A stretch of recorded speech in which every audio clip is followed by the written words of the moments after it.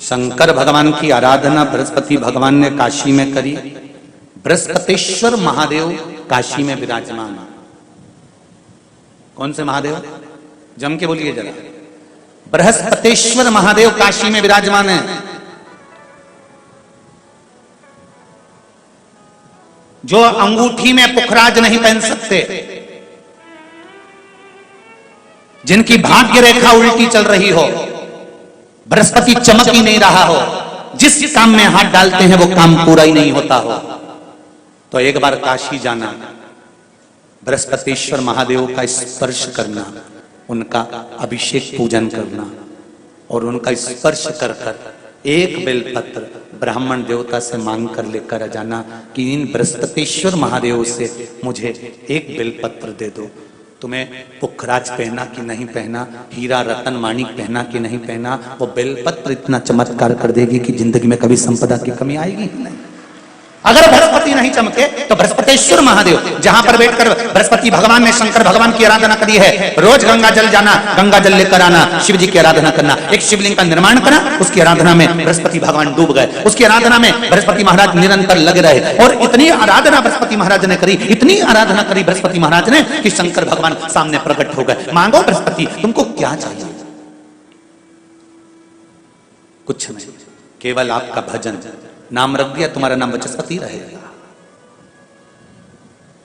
बृहस्पति भगवान का एक नाम बृहस्पति भी रख दिया और तुम साधारण नहीं रहोगे। तुमने मेरी आराधना करी है तो देवताओं के गुरु बनकर विराजमान होगे। गोली और बोली दो चीजें अलग अलग है। जम के बोलो, क्या क्या चीज? एक बंदूक से निकली हुई गोली, एक मुख से निकली हुई बोली, ये दोनों अलग है पर दोनों का काम एक ही है।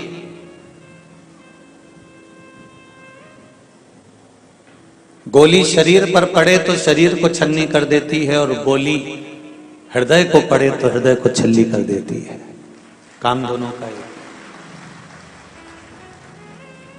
और इसमें सबसे ज्यादा घातक गोली और बोली में सबसे ज्यादा घातक, घात करने वाली, समाप्त करने वाली कौन सी चीज है? जम के बोलो जरा। बोली। गोली से तो व्यक्ति के शरीर को केवल छन्नी करा जा सकता है और गोली लग भी जाए तो बाद में बचा भी जा सकता है, पर बोली जब छन्नी करती है तो इस हृदय ला देती है। बचपन में अगर किसी ने कुछ बोल दिया, जवानी में कुछ बोल दिया, तो मरते दम तक वो निशानी इस हृदय में रह जाती है कि उसने मुझे ये ताना दिया था। ये बोली है।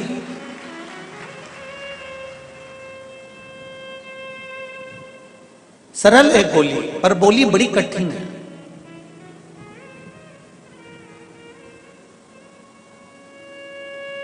इसीलिए शायद कहते हैं वाणी ऐसी बोलिए जो वाणी ऐसी बोलिए जो दिल का मन का आपा खोए।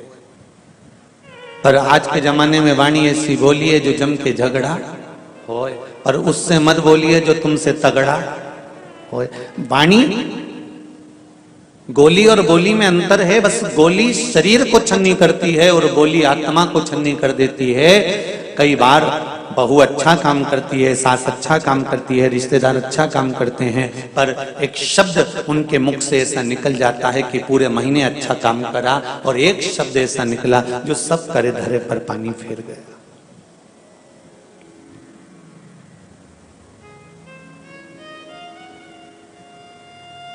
किसी से पूछो तुम्हारी बहू कैसी है? अरे गुरुजी बहुत बढ़िया, खूब काम करती है, खूब सेवा करती है, खूब संभालती है, पूरा घर लेकर चलती है, बहुत अच्छी है, बहुत बढ़िया, बस कोई कमी नहीं है। बस एक ही कमी रह गई, बाकी जीवन की कमी रह गई, उसकी वाणी। जब वो बोलती है ना तो फिर ऐसा लगता है कि कहाँ बहुत बहुत आफत हो गई। थोड़ा सा बोलती है पर करे धरे पर पानी फेर लेती है। अर्थात किसी के हृदय को चोट पहुंचा देना, ये वाणी ही तो कर रही है।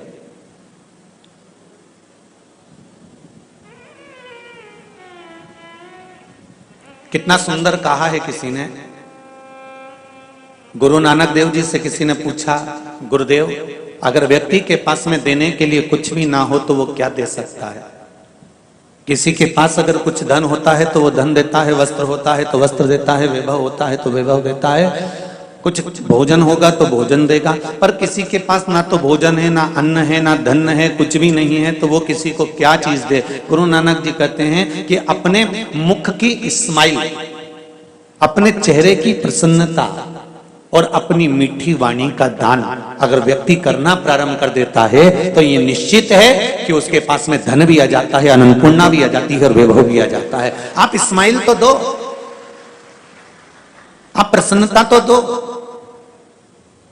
आप किसी के लिए मीठी वाणी बोलने का प्रयास तो करो। और जब आप मीठी वाणी बोलने का प्रयास करोगे, जब आप अच्छा बोलने का प्रयास करोगे तो जीवन अपने आप सार्थक होने लगेगा।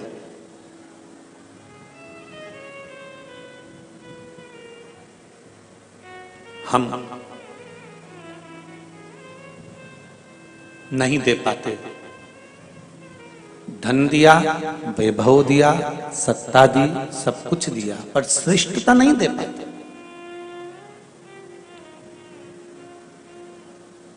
शिवजी की पूजन करने वाले, भगवान शंकर की आराधना करने वाले, आस्था चैनल के माध्यम से जितने लोग कथा सुन रहे हैं, फेसबुक यूट्यूब पर जितने लोग कथा सुन रहे हैं, और इस पावन प्रांगण में बैठकर जितने लोग कथा सुन रहे हैं, उनसे एक बात कहूंगा, आपके पास में अगर शिव जी को देने के लिए जल भी नहीं हो, बेलपत्र भी नहीं हो, अक्षत का एक दाना भी नहीं हो, एक पुष्प की पंखड़ी भी नहीं हो, तो भी शिव मंदिर जरूर जाना और शंकर जी के मंदिर में केवल भोलेनाथ जी को देखकर केवल एक स्माइल और श्री शिवाय नमस्तुभ्यम कहकर आ जाना, उतने में भी शिव स्वीकार कर लेगा।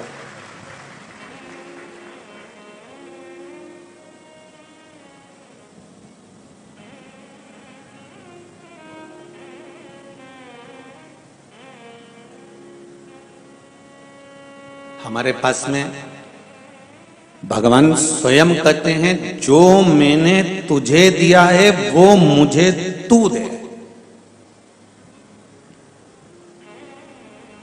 भगवान ने कभी ये नहीं कहा कि मुझे वस्त्र देना, भगवान ने कभी ये नहीं कहा कि मुझे आभूषण देना, भगवान ने ये कभी नहीं कहा कि मुझे बागंबर पीतांबर ये देना।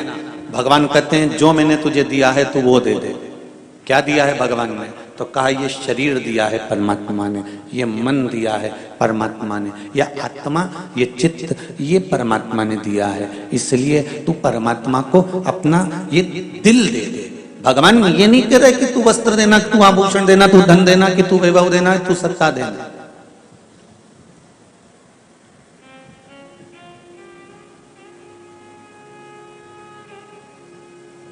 एक पत्र आया है, कोई इंदौर की है,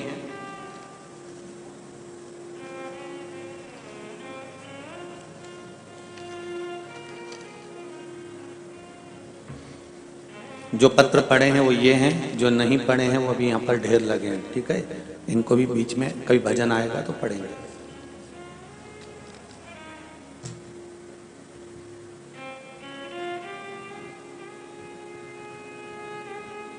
अमृता विजय जी तिवारी, इंदौर मध्य प्रदेश से आई हैं।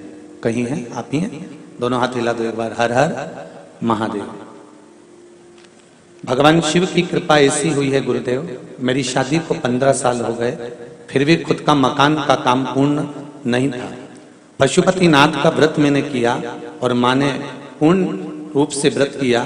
तीसरे ही सोमवार को हमारे मकान का काम बाबा की कृपा से पूर्ण हुआ। गुरुदेव, चौथे सोमवार को हमें पता चला कि मेरी भतीजी के प्रेमा तिवारी के 5 वर्ष की है, उसके दिल में छेद है और डॉक्टर ने ऑपरेशन का बोला है। ऑपरेशन के लिए हम लोग हैदराबाद आए हुए हैं। तब बाबा पे विश्वास रखकर शिव महापुराण की कथा सुनने के लिए यहाँ बैठे हैं।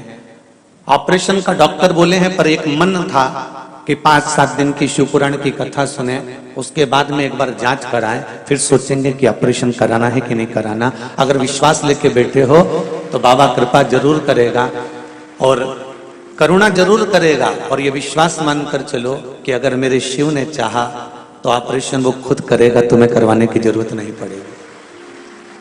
ये शिव की कृपा। बैठिए। हर हर महादेव। शंकर की उदारता इसको कहते हैं।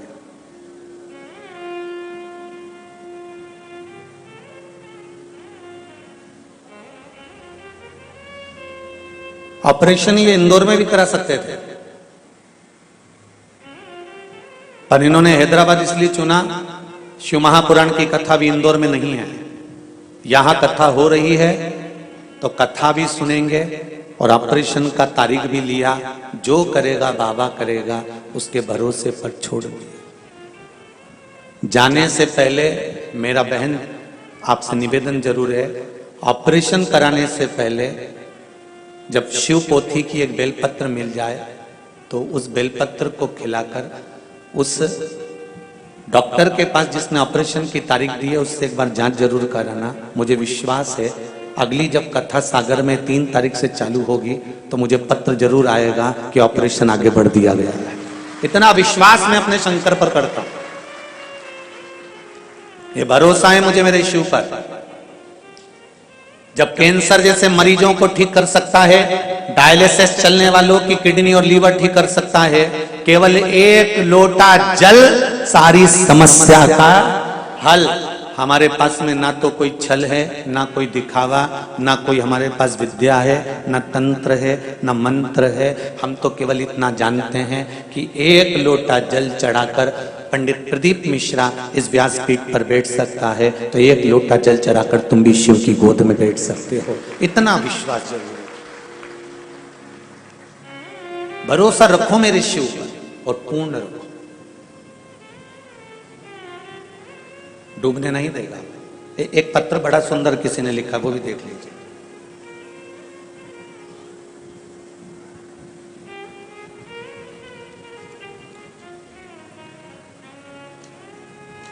बासंती बंदगी, दीपक जी बंदगी महाराष्ट्र सोलापुर से आए हैं। कहां बैठे हैं जी? आप ही हैं? दोनों हाथ हिला तो एक बार।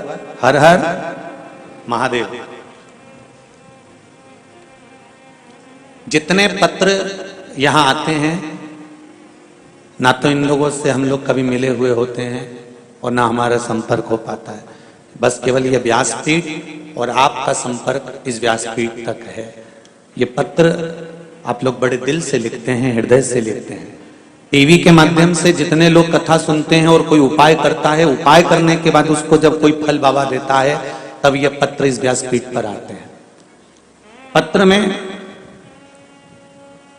बसंती जी बंदगी, दीपक जी बंदगी बेटा महाराष्ट्र सोलापुर से हैं। मैं बसंती बंदगी, हम महाराष्ट्र सोलापुर से आए हैं। हम 1 साल से कथा सुन रहे हैं। पत्र आस्था चैनल के माध्यम से भी पढ़ सकते हैं। कहीं गुरुदेव कोई दूसरा पत्र तो नहीं बाच रहा है, आस्था चैनल के माध्यम से भी आप पत्र पढ़ लें। हम 1 साल से कथा सुन रहे हैं। मेरी बेटी की बच्ची 6 साल की है, उसके बाद उसको बच्चा नहीं हो रहा था, इसलिए अस्पताल में दिखाया तो उन्होंने कहा कि ऑपरेशन करना पड़ेगा, तब बच्चा होने की संभावना, तब भी बच्चा होने की संभावना नहीं है। और इस ऑपरेशन का खर्चा 50,000 बताया था। तो मेरी बेटी ने पशुपतिनाथ का व्रत किया और वो सफेद आंकड़े की जड़ का जो प्रयोग आपने बताया था, वो भोले बाबा की कृपा से करना प्रारंभ करा। अब बाबा की कृपा से मेरी बेटी के महीना चढ़ा हुआ है और उसके यहाँ संतान होने वाली है। हर हर महादेव। बैठिए बहन, बैठिए। बहुत बहुत बधाई आपको। शिव कृपा है। जब डॉक्टर भी एक बार हार जाता है, तब आखिरी में कह देता है कि अब उसके हाथ में है। मतलब डॉक्टर को भी मालूम है कि एक डॉक्टर और है। अकाल मृत्यु वो मरे जो काम करे चंडाल का, काल उसका क्या बिगाड़े जो भक्त हो महाकाल। शिव की उपासना करने वाले। एक पत्र में तो बाहेती जी, एक पत्र में आप लोगों के लिए ही पूरा विधान लिखा है कि बाहेती परिवार को हमारी भी उम्र लग जाए जिन्होंने हैदराबाद में शिव महापुराण की कथा करवा दी है। ये पत्र में लिखा है, उनका भी मैं पत्र पढ़ूंगा अभी। शिव कृपा इसको कहता है।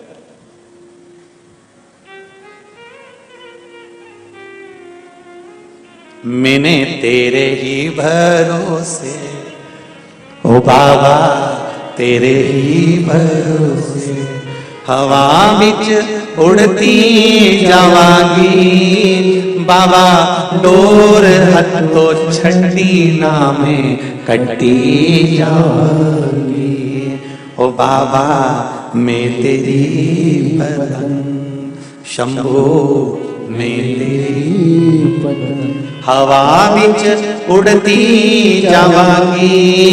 बाबा डोर हत्तो छठी नामे कटी जावांगी। जो कट गई ना सतगुरु, भोलेनाथ अगर तूने छोड़ दिया और कट गई ना, जो कट गई ना सतगुरु तो मैं लुटी जावांगी। बाबा डोर हत्तो छठी नामे कटी जावांगी। तूने पकड़ रखा है इसलिए मैं उड़ रही हूं, तेरी कृपा है तो आगे बढ़ रही हूं।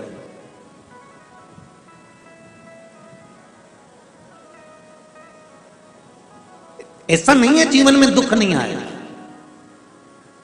मानव का शरीर केवल दो कारण से मिला है, कर्म का भोग भोगने के लिए और एक भगवान का भजन करने के लिए। जब दो कारण से मनुष्य का शरीर मिला है तो कर्म का भोग तो भोगना पड़ेगा। सुख आएगा तो दुख भी आएगा, दुख आया है तो सुख भी आएगा, ये दोनों चलते रहेंगे। पर उस दुख में परमात्मा का भजन करते रहना है और सुख में भी उसको याद करते रहना है। डल्लब के गद्दे पे सो रहे हो, सोफे पर बैठे हो, एसी के कमरे में बैठे हो, खूब आराम से तुम आनंद के साथ में गोलगप्पा खा रहे हो, चाहे तुम छम्मक लड्डू खा रहे हो, चाहे तुम पानी बतासा खा रहे हो, जो खा रहे हो उसमें परमात्मा को याद करते हुए कि तेरी कृपा से आज मुझे ये शरीर मिला है, तेरी कृपा से आज मैं ये चाट खा रहा हूं, तेरी कृपा है जो मैं इतने प्रेम से खूब आनंद से भोजन कर रहा हूं। नहीं तो कई तो 30 साल के 25 साल के कैंसर हॉस्पिटल में पैसे के बैग लेकर खड़े हैं कि मेरी बहू को ठीक कर दो, मेरे बेटे को ठीक कर दो। अरे उनको देखकर परमात्मा से कहना कि तूने मुझे सही रखा है, ये तेरी कृपा है, तेरी कृपा नहीं होती तो आज मैं भजन नहीं कर पाता, ये तेरी उधार।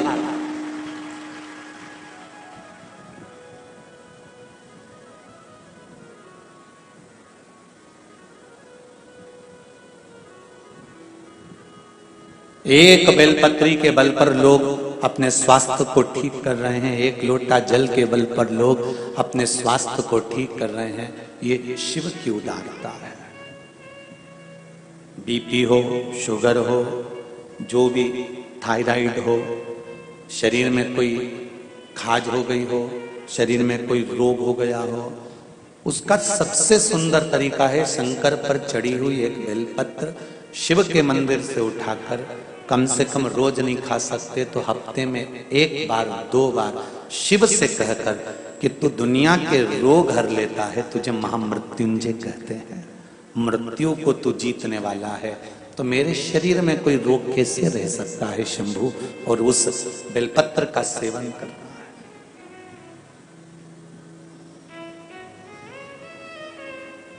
नहीं खा सकते तो उसके मंदिर के द्वार पर भी जाकर उसको शीश नवाओगे, उतने में भी सुख है।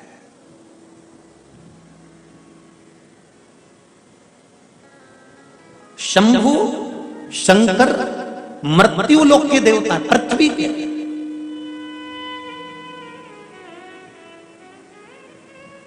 जो पृथ्वी से जुड़ा हुआ होता है उसका अगर हमने आदर करना चालू कर दिया, उसका सम्मान करना चालू कर दिया, तो आप रूप आपको भी आदर मिलना, सम्मान मिलना चालू हो जाता है। चलो एक बात बताओ, एक दिन हाथ ने पैर से पूछा कि पैर ये तो बता, सारी दुनिया के लोग सिर तेरे ही पांव में क्यों झुकाते हैं, कभी कोई सिर हाथ पे क्यों नहीं झुकाता?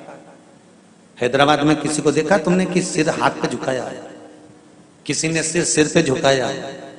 किसी ने सिर हृदय पर झुकाया हो? नहीं, सिर झुकता है तो चरण में झुकता है, सिर झुकता है तो पैर पर झुकता है, सिर झुकता है तो पांव पर झुकता है, सिर कभी हाथ पर नहीं झुकता। तो पैर ने हाथ से कहा कि मैं जमीन पकड़ कर चलता हूं, इसलिए दुनिया के लोग मुझे सिर नवा कर जाते हैं। मैं जमीन नहीं छोड़ता, मैं भूमि नहीं छोड़ता। आप कितने भी करोड़पति बन जाओ, कितने भी धनपति बन जाओ, तुम्हारे पास में कितनी भी धन आ जाए, कितनी भी संपदा आ जाए, कितना भी वैभव आ जाए, कितने भी दौलत तुम्हारे घर में आ जाए, कितनी भी संपदा तुम्हारे घर में आ जाए, कितना भी वैभव तुम्हारे घर में आ जाए, करोड़ों की संपदा तुम्हारे घर में आ जाए, पर तुम जमीन मत छोड़ना। ये मत उड़ने लगना कि मैं बहुत पैसे वाला हो गया, मैं बहुत धनपति बन गया, मैं बहुत वैभवपति बन गया। जिस दिन तुमने जमीन छोड़ दी उस दिन तुमको कोई नमन नहीं करेगा, तुमको हृदय से कोई ध्याएगा नहीं, तुम्हें हृदय से कोई याद नहीं करेगा। भूमि को पकड़ कर चलोगे तो तुम्हें लोग याद करते रहेंगे कि हाँ ये व्यक्ति है, ये जीवन का सुख है।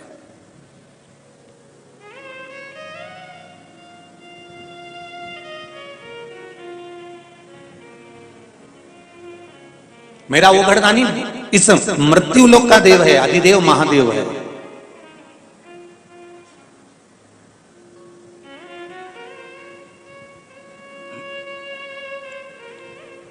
दुख केवल धन और वैभव का नहीं, कई बार तो दुख हमको भी हो जाता है। जब किसी लड़के को देखो तो उस लड़के की जब शादी होती है और वो दुल्हन के साथ जब गार्डन में और लॉन में और शादी के स्टेज पे जब वो प्रवेश करता है पत्नी के साथ, और क्या डीजे पर गाना बजता है, अजीबो शहंशाह, यही गाना बजता ना, क्या है उसकी धुन?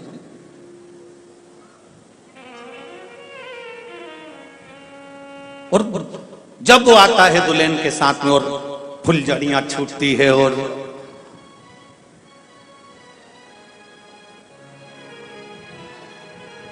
कहे अजीबो गरीब शहंशाह, और क्या धूम धड़ाके से शहंशाह पधार। दुख कब होता है? जब वो शहंशाह की शादी हो जाती है और बनियान और पजामे पे दूध की थैली लेने जाता है।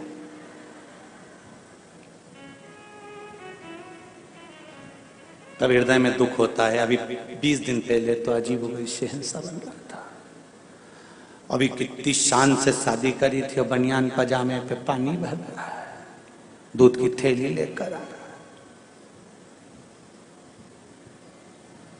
खूब गुलाब जामुन भी खिलाई, पेड़ा भी खिलाया, इमरती भी खिलाई, खूब।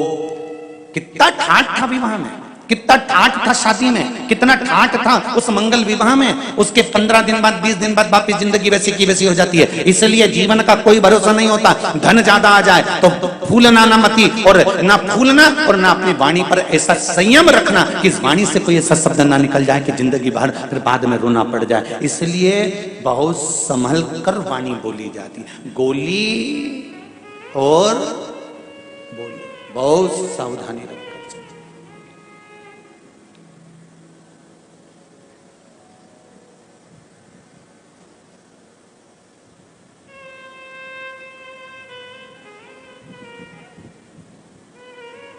आपकी वाणी में अगर संयम है, धन के वैभव से आप ये ना सोच रहे हैं कि बहुत बहुत वैभव मिल गया तो आपको बहुत आनंद के, ना ना ना ना। भगवान अगर धन देता है तो परीक्षा करने के लिए देता है, भगवान धन वापिस लेता है तो परीक्षा करने के लिए लेता है। उसको मालूम है क्या करना है उसको।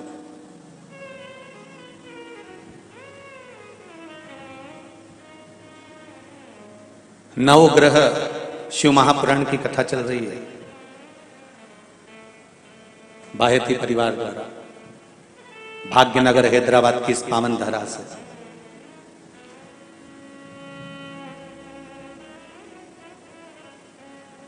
अभिमान तो राजा देवराज इंद्र को भी आ गया था।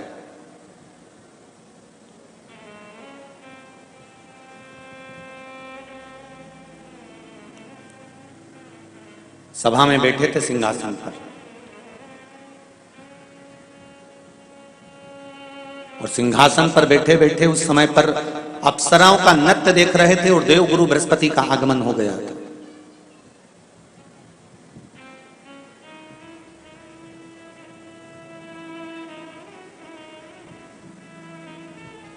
अंगिरा ऋषि के पुत्र हैं देवगुरु बृहस्पति। देवगुरु बृहस्पति की माता का नाम है स्वरूपा। क्या नाम है? स्वरूपा। बृहस्पति भगवान के पिता का नाम है अंगिरा ऋषि और माता है स्वरूपा। जिनके घर में देवगुरु बृहस्पति का आगमन हुआ है, प्राप्ति हुई है। स्वरूपा गंगा जी के जल से कंकर उठाकर उस कंकर को हथेली पर रखकर शिव के उस स्वरूप को गंगा का जल समर्पित करती थी।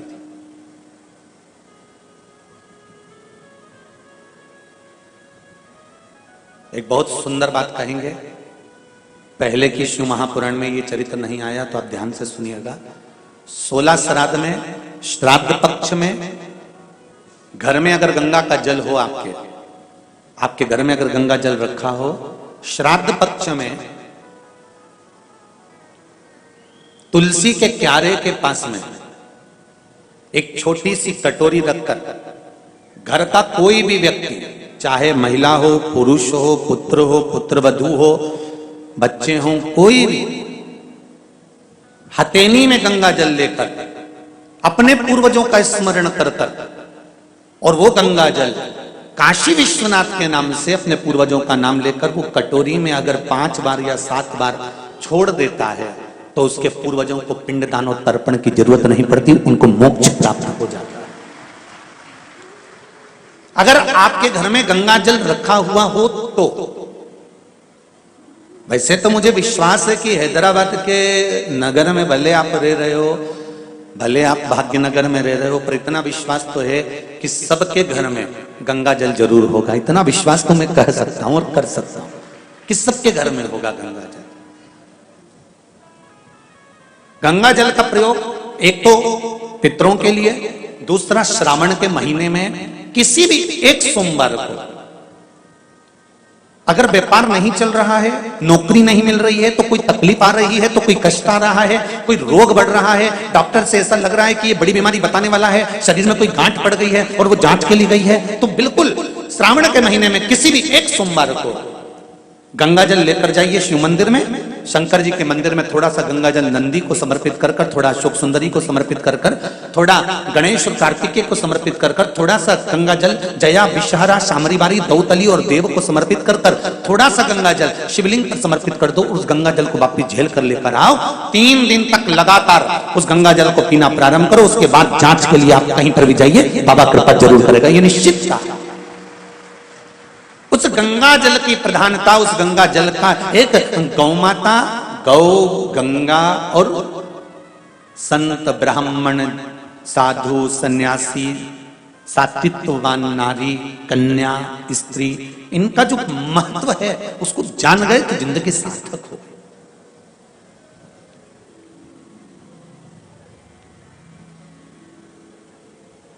इसके महत्व को जानना बड़ा बहुत जरूरी है।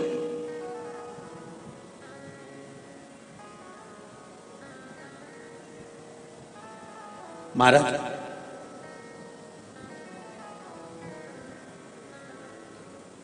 गंगा का जल हाथ में, तो यहां पर स्वरूपा बृहस्पति महाराज की माता जी हाथ में कंकर रखती हैं गंगा नदी का, गंगा जल का, और हाथ की अंजलि में गंगा जल लेकर उस कंकर पर शिव मानकर जल समर्पित करती हैं। संतान जो हुई, जो पुत्र हुआ, वो भी शंकर का भक्त हुआ, शिव का भक्त।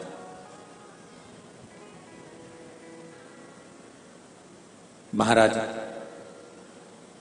स्कंद पुराण कहती है, कोई आपसे पूछे कि सियोर वाले महाराज ये कथा कहां से कर रहे हैं, तो आप कह देना स्कंद पुराण से कर रहे हैं। स्कंद पुराण कहती है स्वरूपा ने जब शिव की आराधना करना प्रारंभ करी, शंकर भगवान की आराधना करना प्रारंभ करी, शिव की स्तुति करना प्रारंभ करी, शंकर पर चढ़ा हुआ जल का आचमन करना प्रारंभ करा। एक प्रश्न यहां पर है, उस प्रश्न को भी समझ लो, इसी कथा से जुड़ा हुआ।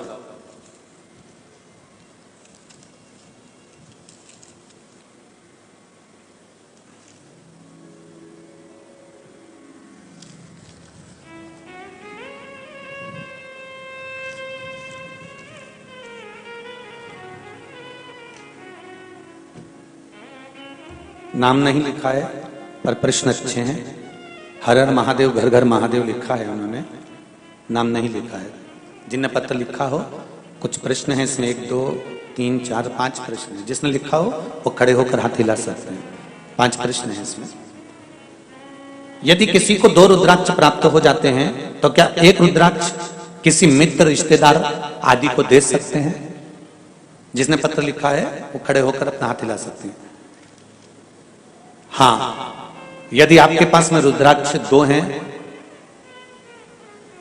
और वो रुद्राक्ष सिद्ध करे हुए हैं, सिद्ध करने का मतलब यह है कि भगवान शंकर को समर्पित कर कर रुद्राष्टाध्यायी द्वारा भगवान शंकर का अभिषेक पूजन कर कर उस रुद्राक्ष को विधि विधान के अनुसार शहद घृत से लिप्त कर कर शंकर भगवान के शिवलिंग पर स्वीकृत कर कर अशोक सुंदरी वाली स्थान से उठाकर जया विषहरा सामरी वारी को समर्पित कर कर अगर वो रुद्राक्ष सिद्ध किया गया है तो वो रुद्राक्ष आप अपने रिश्तेदारों को भी दे सकते हो, उसको धारण करा सकते हो। यदि किसी ने गले में रुद्राक्ष धारण किया हो और उसके आसपास कोई अन्य व्यक्ति मदिरा या मांसाहार का सेवन करता है तो क्या रुद्राक्ष वाले व्यक्ति को दोष लगता है? तुम्हारे पड़ोस में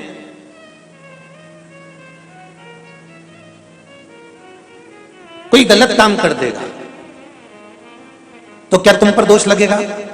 अरे जम के बोलते जाओ, लगेगा नहीं। जिस व्यक्ति ने गलत काम किया, जिस व्यक्ति के गलत कर्म वो कर रहा है तो दोष उसको लग रहा, दोष तुम्हें नहीं लग रहा।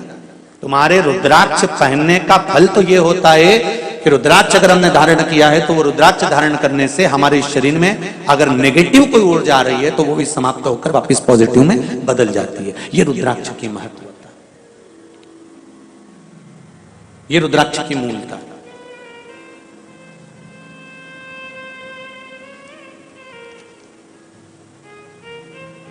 प्रातः समय पर जब हम पितरों के लिए जल छींटते हैं तो क्या गणेश शंख की रेखा का प्रयोग भी कर सकते हैं? नहीं।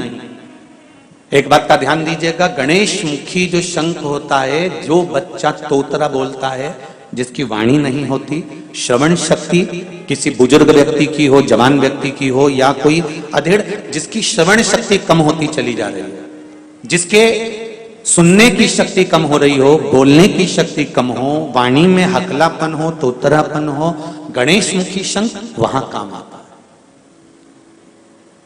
गणेश मुखी शंख का प्रयोग वहां होता है। और गणेश मुखी शंख का एक प्रयोग और है, यदि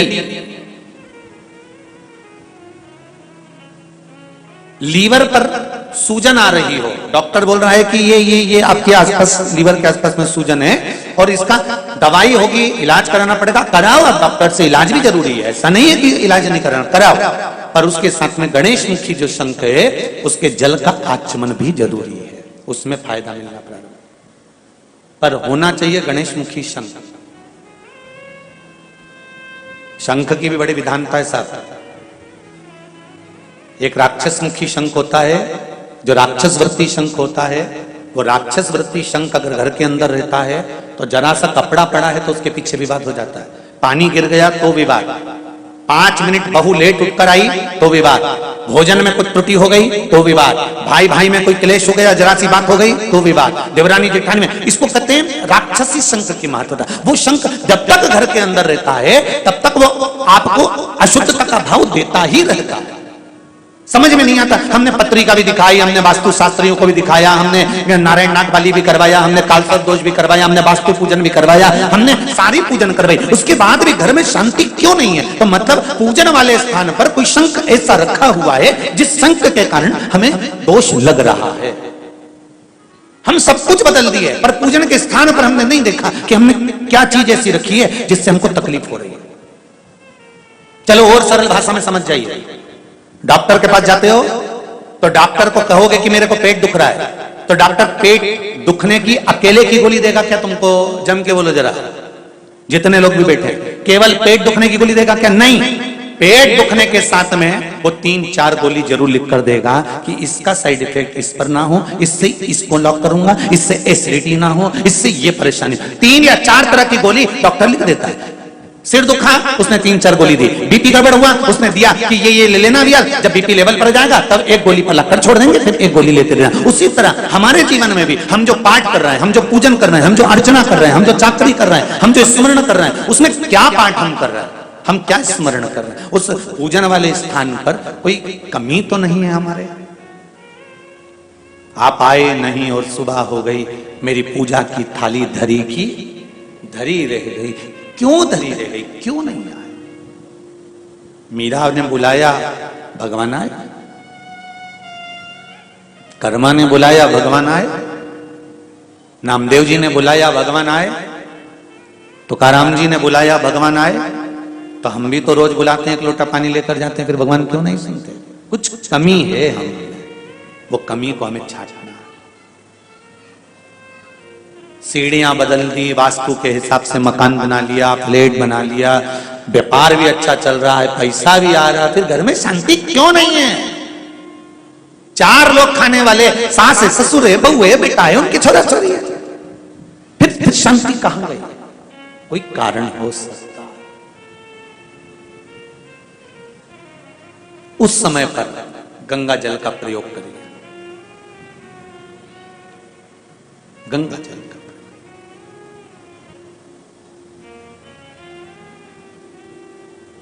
महाराज,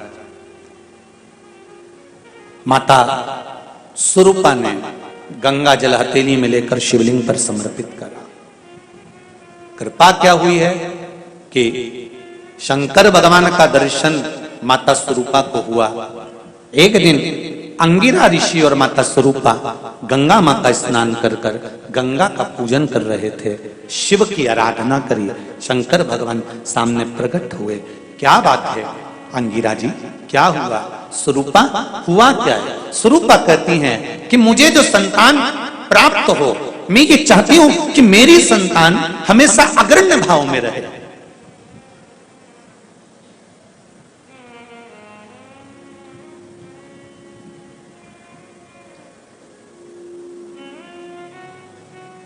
दुनिया में केवल एक मां और एक बेटा, ये दोनों ऐसे होते हैं। बेटे की निगाह में मां हमेशा सुंदर होती है, और बेटे की निगाह में मां सुंदर है और माता की निगाह में बेटा सुंदर है। वो तो जब बेटे की शादी करना रहती है तब मां बेटे की बुद्धि घुमाती है, तब कहती है तेरे से ज्यादा अच्छी है लड़की, अभी भी कह रही हूं पक्का कर ले। नहीं तो ये कभी जिंदगी में किसी के सामने नहीं कहती कि मेरा बेटा बुरा है, केवल उसकी शादी करते समय बेटे को कहती है वो लड़की तेरे से ज्यादा अच्छी है। नहीं तो हमेशा मां कहती है मेरा बेटा दमदार, मेरा बेटा सुंदर, मेरा बेटा विद्वान, मेरा बेटा ज्ञानवान। एक छोटा सा बच्चा मेले में मां का हाथ पकड़कर जा रहा था। कहीं मेले में कहीं बंदर का नृत्य देखते देखते छूट गया। मां ढूंढ रही है, बेटा भी ढूंढ रहा है, रो रहा है। पुलिस वाले आ गए, बच्चे को पकड़ा, लेकर गए, उसको समझाया, मेले में आए, अनाउंस करा, पूछा तुम्हें तुम्हारी माता का नाम मालूम है? नहीं मालूम। पिताजी का नाम नहीं मालूम। तुम्हारी माँ कैसी लगती है? बहुत सुंदर है मेरी माँ, बहुत सुंदर है। हाँ, अनाउंस करा गया। उस बच्चे को ले जाकर माताओं को दिखाया गया। वो माँ नहीं मिली, शाम हो गई। तब शाम के समय पर माँ सामने से आ रही थी। बच्चा गया और माँ के गले लग गया। माँ के गले लगा तो क्या देखा उन पुलिस वालों ने कि उसकी माँ का जो चेहरा था एकदम काला था, एकदम काला। उसकी माँ एकदम काली थी, एकदम काला चेहरा, भयंकर उसका स्वरूप लग रहा था। और बच्चा उसकी गोदी में जाकर चीखने लग गया, माता के हृदय से लग गया, रोने लगा। इतने में तुरंत पुलिस वालों ने कहा तू तो कहता था तेरी माँ बड़ी सुंदर है। यही तो मेरी माँ है। बच्चे की निगाह में माँ कैसी भी हो, माँ हमेशा सुंदर होती है। और माँ की निगाह में बेटा कैसा भी हो, वो हमेशा सुंदर ही होता है। वो हमेशा सुंदर, वो हमेशा एक ही बात कहती है, मेरा बेटा तो चंदा है, मेरा बेटा तो सूरज है।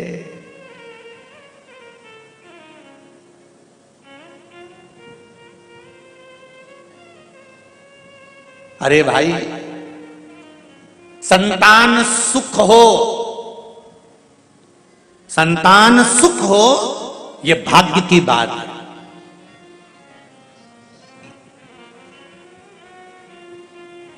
संतान सुख हो यह भाग्य की बात है, पर संतान से सुख हो यह सौभाग्य की बात है।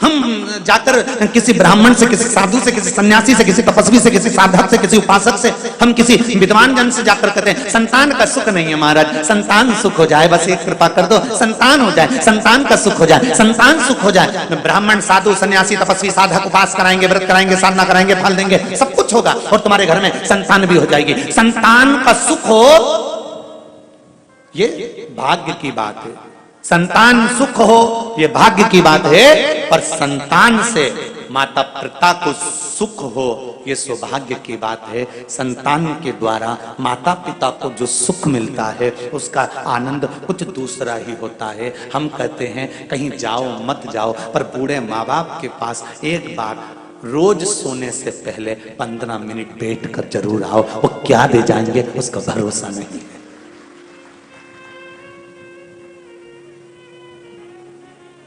ना बेटों को फुर्सत है, ना बहुओं को फुर्सत है। बचा कुचा था तो ये मोबाइल और फुर्सत बंद कर दिया।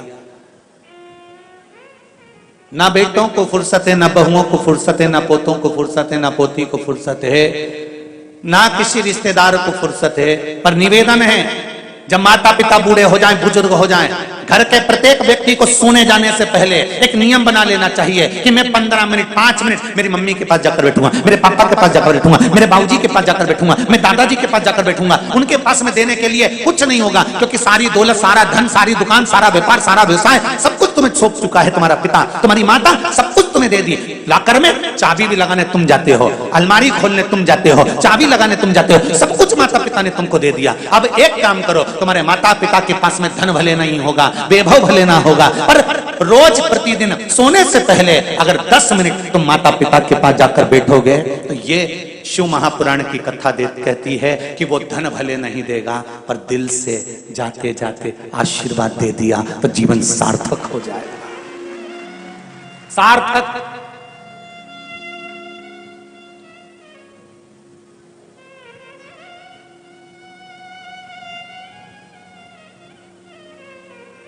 नहीं तो बड़ा विचित्र जीवन है जी।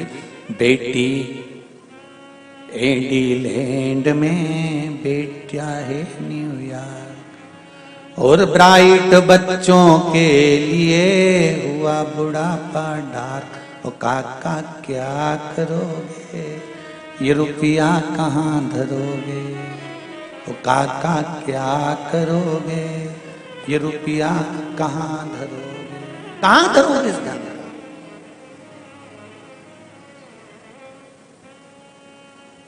धन का करोगे क्या?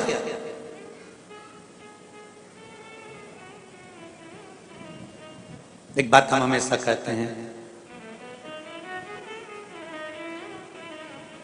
दुनिया की सारी मिठाई एक तरफ रख दो और छोटे बच्चे के लिए माता का स्तनपान एक तरफ रख दो। बच्चे को वो मिठाई में सुख नहीं होगा जो माता के स्तनपान में सुख होगा, माता के स्तनपान में जो सुख होगा।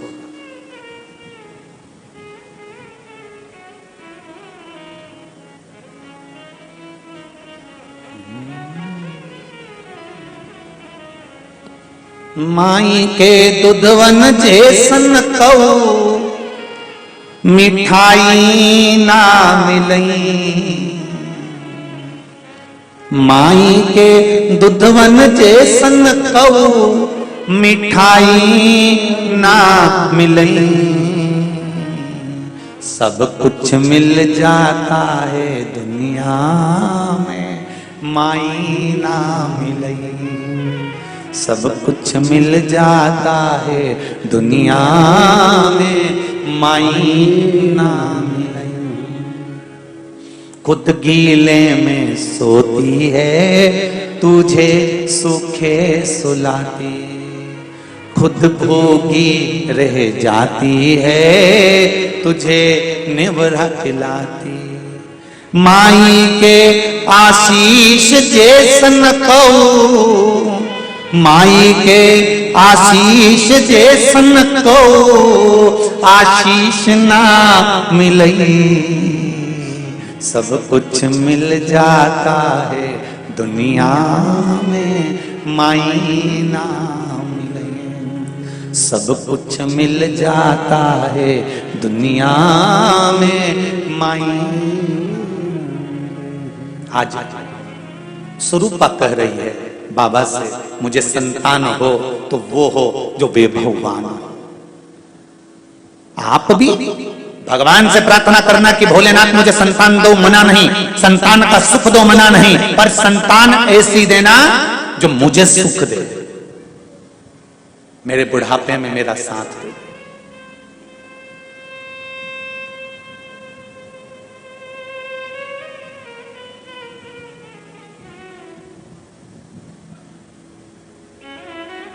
मेरा साथ जो दे, खूब पढ़ाओ बेटे को, तुम्हारी सामर्थ्यता अगर बेटे को इंजीनियर बनाने की तो तुम्हें डॉक्टर बनाओ, कलेक्टर बनाओ, एसपी बनाओ, डीएसपी बनाओ, मंत्री संतरी कलंतरी जो तुम्हारी मर्जी पढ़े वो बनाओ। खूब पढ़ाओ बच्चों को, बेटों को, बेटियों को, खूब टपट के पढ़ाइए, खूब आगे बढ़ाइए, मना नहीं है। पर बेटों को पढ़ाने के साथ, बेटियों को पढ़ाने के साथ थोड़ा संस्कारवान भी बनाइए, क्योंकि आपका बुढ़ापा उसी से सुधरेगा, आपका बुढ़ापा वही सुधरेगा।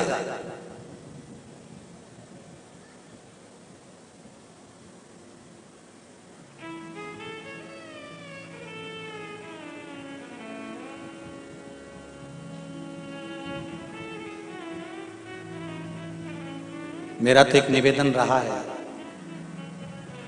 कोर्ट में भी, कोर्ट मैरिज में एक काम कर देना चाहिए। कोर्ट मैरिज जब लड़का लड़की करें तो अदालत से यह कहकर भेजना चाहिए कि इस कोर्ट मैरिज में तुम्हारे माँ बाप का होना जरूरी है।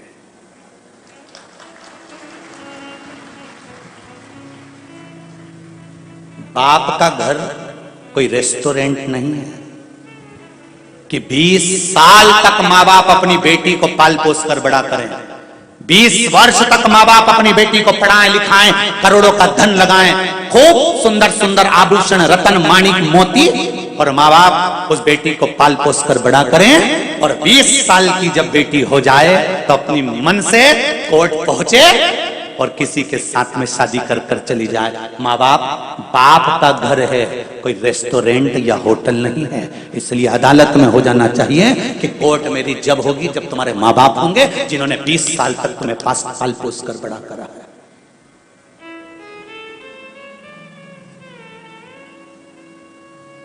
और धिक्कार ऐसी बेटियों को और धिक्कार ऐसे बेटों को जिन माता पिता ने तुम्हें पाल पोस कर बड़ा करा और तुम्हारे विवाह जैसी खुशी में तुम्हारे माँ बाप तुम्हारे सामने नहीं है तो डूब मरो पानी लेकर। धिक्कार है ऐसे बच्चों को। क्या करना है ऐसा तुम्हारी खुशी में? तुम्हारे बुजुर्ग माता पिता नहीं जो 20 साल तक तुम्हें पढ़ाते हैं, 20 साल तक आगे बढ़ाते हैं, तुम्हें डॉक्टर, तुम्हें इंजीनियर, तुम्हारी नौकरी के लिए जब पहली नौकरी लगती है, मेरी बेटी पूना जा रही है, मेरी बेटी मुंबई जा रही है, मेरी बेटी हैदराबाद जा रही है, मेरी बेटी बेंगलोर जा रही है, मेरा बेटा वहां जा रहा है। अरे कितनी खुशी होती है उन बूढ़े माँ बाप से तो पूछो, जब उनके हृदय में आतिशबाजी होती है। और जब बेटी विवाह का समय आता है, माँ बाप अपने बेटी के लिए जब संबंध देखते हैं और बेटी कहती है मैं अपनी पसंद से करूंगी, तब उस बाप और उस माँ से पूछना कि उसके दिल के कितने टुकड़े हो जाते हैं। अरे तुम कितनी भी ऊंची पढ़ाई कर लो, कितना भी अच्छा कार्य कर लो, कितनी भी अच्छी जॉब कर लो, पर एक निवेदन है, बेटियां अपने माँ बाप से कहें पापा मैं भले कितने भी अच्छे कॉलेज में पढ़ लूंगी और कितने भी अच्छे पद पर पहुंच जाऊंगी, पर कन्यादान का मौका तो मैं अपने माँ और बाप को ही दूंगी, चाहे कुछ कुछ हो जाए। मैं अपने माता पिता को नरक नहीं भेज सकती। 94 तरह के नरक में एक नरक ऐसा होता है जिसमें जो माता पिता के घर में बेटी जन्म लेती है और वह कन्यादान नहीं करता तो बाप को 94 तरह का नरक भोगना पड़ता है। माता के शरीर में कीड़े पड़ने लगते हैं अगर वो कन्यादान नहीं करती। जिस बच्ची का जन्म देती है उस बच्ची का अगर कन्यादान नहीं होता, अगर माँ बाप अपनी बच्ची का कन्यादान नहीं कर पाते तो माँ बाप को भुगतना पड़ता है और उसकी जवाबदारी बेटी और बेटों की होती है जो अपने माँ बाप से कहें कि हमारा कन्यादान करो, आप कन्यादान करो, आप ढूंढो लड़का, आप ढूंढ कर लाओ, मैं कहीं दूसरी जगह विवाह नहीं करूंगी, जहां मेरा बाबुल चाहेगा विवाह वही करूंगी। तब बाप का हृदय भी प्रसन्न चित्त हो जाता है। कहां भटक रहे हो?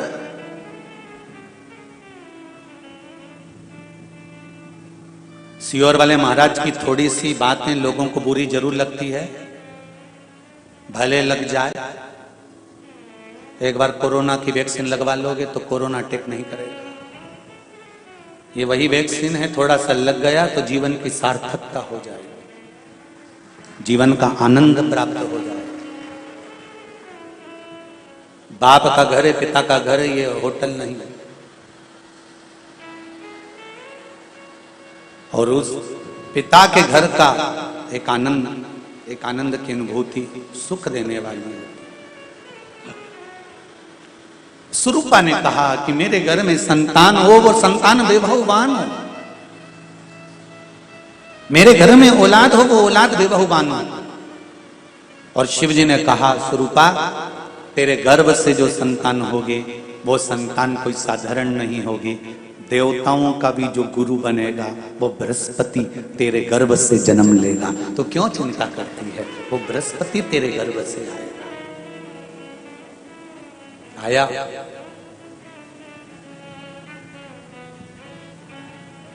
वही बृहस्पति। अब अभी तक 2 भार इंद्र के पास में थे। बहुत ध्यान देकर समझना ये नवग्रह कथा को। 2 भार थे इंद्र के पास। इंद्र देवताओं के गुरु भी बनकर बैठे थे। देवगुरु बृहस्पति की जगह पूर्व में इंद्र ही देवगुरु का पद संभाल रहे थे। और देवराज का पद भी इंद्र के पास में था। कौन कौन से पद थे, जम के बोलो जरा। पहला पद देवराज इंद्र का, दूसरा पद देवगुरु, देवगुरु का पद भी इंद्र के पास में था और देवराज का पद भी इंद्र के पास में था। ये 2 पद जब होता है साधारण भाषा में आप ले लीजिए, किसी के पास में अध्यक्ष का पद भी है, किसी के पास में और कहीं का पद भी है, 2-3 पद उसके पास में विराजमान है। तो उसके पास में 2-3 पद अगर विराजमान है तो फिर उससे अगर एक पद ले लिया जाता है तो उसको अहंकार आ जाता है, उसको गुस्सा आ जाता है कि बताओ अभी तक तो मुझे पूछा जा रहा था, अब तुम तो वो पद पे भी जान दो। जैसे तुम किसी कुर्सी पर बैठे हो, कथा सुन रहे हो और इतने में कोई रिश्तेदार बाहेती जी का आ गया और तुम बढ़िया आराम से बैठे थे और बैठे बैठे इतने में बाहेती परिवार से कोई आया और उसने तुमको उठाया, प्लीज थोड़ा सा, और तुम्हें उठाकर दूसरी जगह बिठा दिया और उन्होंने अपने वाले को कुर्सी पर बिठा दिया। अब बोलो, जो उठा, जिसको उठाया था उसका भगोने जैसा मुंडा हुआ कि नहीं हुआ? अरे बोलो तो। अपन दूर कथा नहीं जाते, कथा अपन अपने ऊपर लेके चलो कि अपन कैसे समझें इस कथा को। बहुत अगर गहन तत्व की कथा सुनेंगे तो समझ में आएगी नहीं। यहां से सुनी, यहां से निकाल दी, बच्ची कुछ दी, ऊपर से निकल गई और मालूम पड़े थोड़ी देर बाद माताएं कुर्सी पे बैठी। अब फिर तो अपन तो अपने पर लेकर चलो ना, कि जैसे कोई आप कुर्सी पर बैठ गए और इतने में इनके रिश्तेदार कोई आए और आने पर उन्होंने कहा दिया तुम यहाँ से उठो, दूसरी जगह जाके बैठो। इतने में तुमको बुरा लग गया, बुरा लगा, मुंह भगोने जैसा हो गया, गुस्सा आ गया। उसी तरह इंद्र के पास में 2 सत्ता थी, एक देवराज इंद्र थे और दूसरे गुरु का पद भी इंद्र के पास में था। देवताओं के गुरु बनकर इंद्र घूम रहे थे, पर अब उल्टा हो गया। शंकर भगवान ने बृहस्पति महाराज को देवगुरु बना दिया। अब जैसे ही देवगुरु बनाया तो इनका इंद्रदेव का मुंह, अरे बोलो तो तुम, भगोड़ ऐसा हो गया, कुर्सी उतरी कि मुंह भगोड़ा उड़ा। अब इनका मुंह भगोने जैसा हो गया तो गुस्सा तो गुस्सा। इतने में इंद्र ने, बृहस्पति महाराज देवगुरु बन गए। इंद्र सिंहासन पर बैठे थे, अप्सराओं का नृत्य देख रहे थे। वहीं से देवगुरु बृहस्पति का आगमन हुआ। बृहस्पति महाराज जैसे ही आए तो इंद्र तो सिंहासन पर बैठकर पूरा अप्सराओं का नृत्य देख रहे थे। उनको देवगुरु बृहस्पति से मतलब ही नहीं था।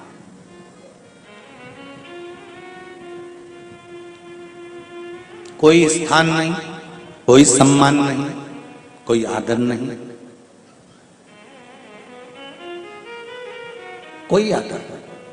जिसको घर के बड़े बुजुर्ग सम्मान देते हैं, घर के बच्चों का भी फर्ज है कि उसका सम्मान बच्चे करें।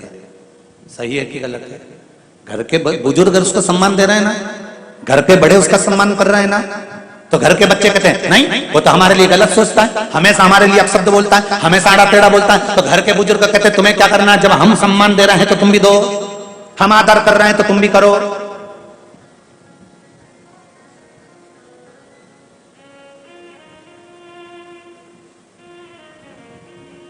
बराबर नहीं। महाराज आदर आप भी करो, सम्मान आप भी करो, पर वो आदर वो सम्मान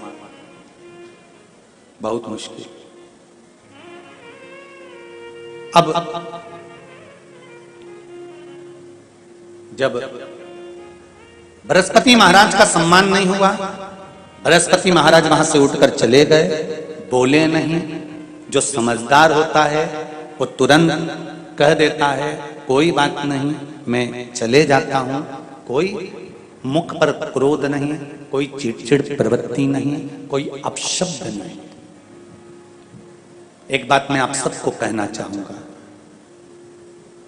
किसी जगह पर यदि आपका अपमान हुआ है, बहुत ध्यान देना जरा, कथा थोड़ी भारी है पर समझ लोगे आप। किसी जगह पर यदि आपका अपमान हुआ है तो आप भगवान शंकर को धन्यवाद देना कि मैंने पूर्व में किसी का अपमान करा होगा तो मेरा हिसाब आपने इतनी जल्दी बराबर कर दिया है, इतनी जल्दी बराबर कर दिया। ये थोड़ा सा अपमान मेरा कराया, मेरा हिसाब बराबर हो गया। कोई गाली दे रहा है, देने दो, शंकर भगवान को धन्यवाद देना, बाबा बड़ी कृपा करी, मैंने पूर्व में इसको गालियां दी होंगी, अपशब्द कहा होगा तो इसने मुझे पलटकर गाली दे दी, अपशब्द कह दिया। ये तेरी कृपा है, ये तेरी दया। और जब तक तेरी करुणा, तेरी कृपा, तेरी दया नहीं हो तब तक कुछ हो ही नहीं सकता। तेरी कृपा,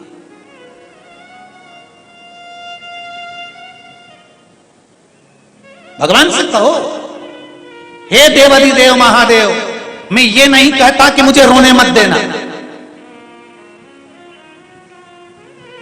क्योंकि कर्म का भोग तो मुझे भोगना पड़ेगा। देवाधिदेव महादेव से कहो, हे देवाधिदेव महादेव, मैं ये नहीं कहता कि मुझे रोने मत देना, पर इतना जरूर कहता हूं, तेरे सिवा किसी दूसरे के आगे झुकने मत देना, बस इतनी कृपा कर।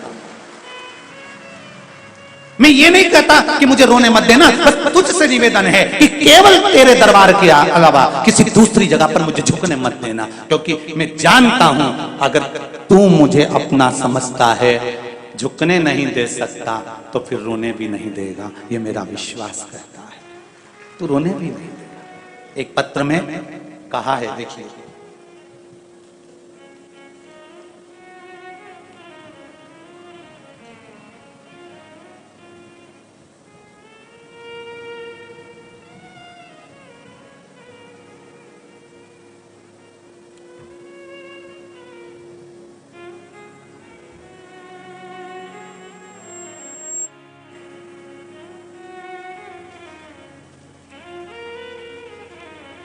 मीना सोनी हैदराबाद से हैं, महाराष्ट्र लातूर की हैं।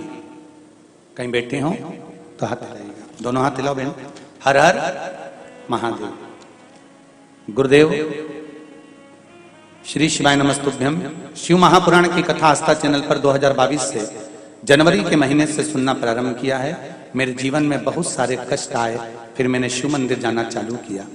बाबा एक लोटा जल चढ़ाना प्रारंभ किया। मैं जॉब करती थी, इसलिए मुझे हर रोज मंदिर जाना नहीं होता। बहन, आपने अपने हृदय की बात इस पत्र के माध्यम से लिखी है। जो आप करते हो वो आपने लिखा है, उसके लिए धन्यवाद है आपको। मैं जॉब करती थी इसलिए रोज मंदिर जाना नहीं होता था। लिखने वाले लिख रहे थे कि मैं रोज जाती, पर आपने लिखा मैं जॉब करती इसलिए मंदिर रोज जाना नहीं होता। मेरी बच्ची की तबीयत हमेशा खराब रहती थी, उसके पेट में दर्द रहता था। अनेकों बार डॉक्टर को दिखाया, फिर बेलपत्र खिलाना चालू किया और उसकी तबीयत अच्छी हो गई। और मैं पिछले 9 महीनों से हमारा परिवार पूरा बिखर गया था। मेरे पति मेरे साथ नहीं रहते थे, हम अलग रहते थे, लेकिन बाबा की कृपा से उनसे विनती करी लोटा भर जल चढ़ाकर आज फिर मेरा परिवार पूरा 9 महीने के बाद एक हो गया है और हम दोनों पति पत्नी बाबा को नमन करने के लिए आए हैं। बहुत बहुत साधुवाद दीदी आपको। हर हर महादेव। अब आप एक हो गए हैं, मेरा शिव भी एक होकर रहे और आपको भी एक रहे और आप आनंद के साथ रहे, यही बाबा से निवेदन है। हर हर शिव कृपा इसी को कहते हैं। बैठिए बहन। हर हर शिव से विनती, निवेदन, अर्चना, आराधना। एक पत्र और पढ़ दूं, इसके बाद मैं फिर आगे चलूं। पत्र बहुत सारे हैं अभी और इधर भी रखे हैं, पर जो हाथ में आ गए वो पढ़।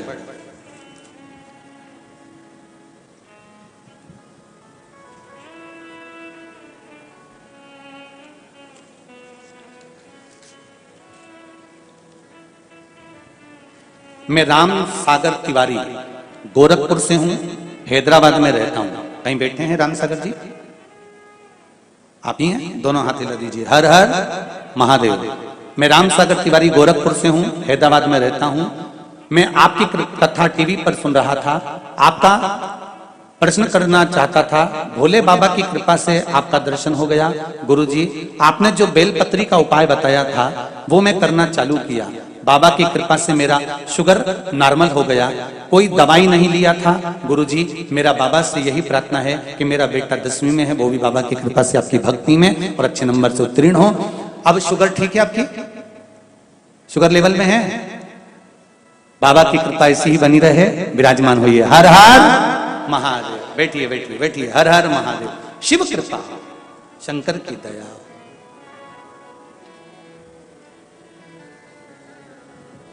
शिव करुणा सागर है, कृपा सागर महाराज। बाबा बाबा है।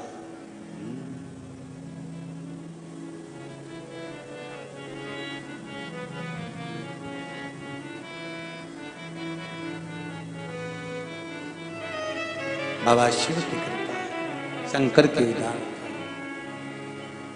मेरे शंभु, मेरे ओघड़दानी, मेरे शंकर, मेरे दयालु, नित्य प्रति लीला करने वाले, नित्य प्रति आनंद करने वाले, और ऐसी कृपा शिव की बनी हो महाराज। भगवान शिव ओघड़दानी, त्रिकालदर्शी, कैलाशी, अविनाशी शिव की आराधना मूल सुख देने वाली। श्री शिवाय नमस्तु। सब बोलिए प्रेम से, आनंद से, और बोलने के बाद बाबा से अपने हृदय की बात भी बोलिएगा। श्री शिवाय नमस्तु। श्री शिवाय नमस्तु। श्री शिवाय नमस्तु। श्री शिवाय नमस्तु। श्री शिवाय नमस्तु। हर हर महादेव। बृहस्पति महाराज आए। देवराज इंद्र उनको देखकर ना उठे हैं, ना सम्मान दिया है, आदर नहीं करा, सत्कार नहीं करा।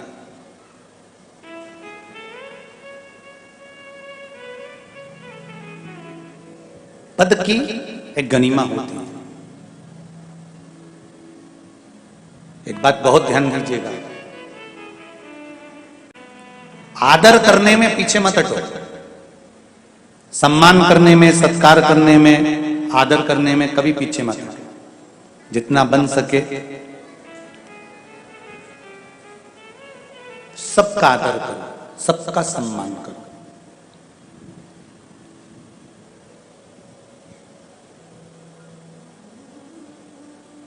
हम तो इस व्यासपीठ से उनको भी नमन करते हैं, उनके भी चरणों को नमन करते हैं जो सोशल मीडिया के माध्यम से, फेसबुक, यूट्यूब के माध्यम से, व्हाट्सएप, इंस्टाग्राम के माध्यम से सनातन धर्म का प्रचार करते हैं। हम उनके भी चरणों को नमन करते हैं। जो सनातन धर्म को, हिंदू धर्म को, सनातन धर्म को जो अपने सोशल मीडिया के माध्यम से, फेसबुक, यूट्यूब, इंस्टाग्राम, व्हाट्सएप के माध्यम से भी हिंदू को जगाने का, सनातनियों को जगाने का जो काम करते हैं, ये व्यासपीठ से मैं उनको नमन करता हूं कि आप अगर बड़े रूप में कुछ नहीं कर सकते तो कम से कम अपने मोबाइल के माध्यम से तो सनातनों को जगा रहे हैं। इतना भी बहुत है।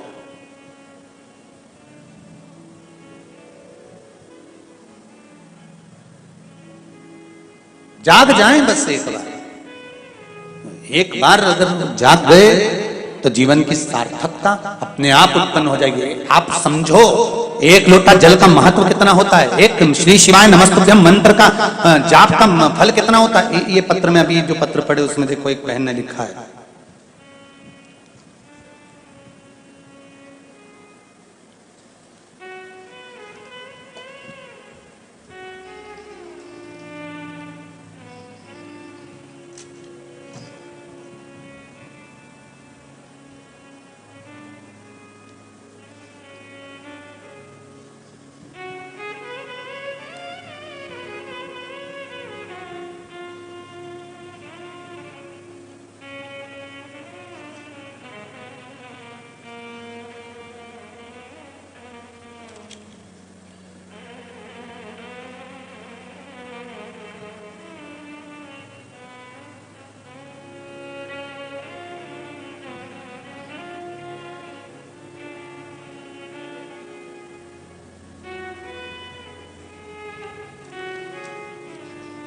मीना शंकर लाल सिकंदराबाद से कहीं बैठे हैं। आप ही हैं? दोनों हाथ हिला दो एक बार। हर हर महादेव। हम मोबाइल यूट्यूब पर कथा सुनते हैं। 21 फरवरी को हम अपनी सहेली के साथ खरीदारी करने बाजार जा रहे थे। ऑटो के हार वापिस आ रहे थे, रास्ते में ऑटो का एक्सीडेंट हो गया और हम लोग ऑटो से नीचे गिरने से बच गए। लेकिन हम दोनों के घुटने में, हाथ में, कलाई में अंदरूनी चोट बहुत आई। घर पहुंचकर हम दोनों को बहुत दर्द हो रहा। रात में मुझे थोड़ा बुखार भी आया, हमने दवाई भी ली, गोली भी खाई, पर शरीर में हड्डियों में तकलीफ रही। तभी शिव महापुराण की कथा में रुद्राक्ष के जल का वर्णन आपने करा था। वो रुद्राक्ष के जल का वर्णन हमने उस पानी को पिया, लिया। सीहोर से भी जल रुद्राक्ष को बुलवाने वाले थे पर योग नहीं बन पाया, और जो रुद्राक्ष इनके पास में थे उसका स्मरण किया। बाबा की कृपा से हम शीघ्र बाबा की दया से ठीक हुए। यही शिव को धन्यवाद देना है। विराजो बहन। हर हर महादेव। बैठिए। एक पत्र और बड़े भाव से किसी ने लिखा है,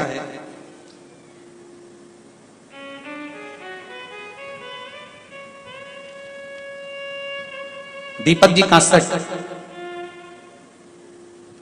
श्री क्षेत्र पंढरपुर महाराष्ट्र से आए। आप ही हैं? दोनों हाथ एक बार हिला दीजिए।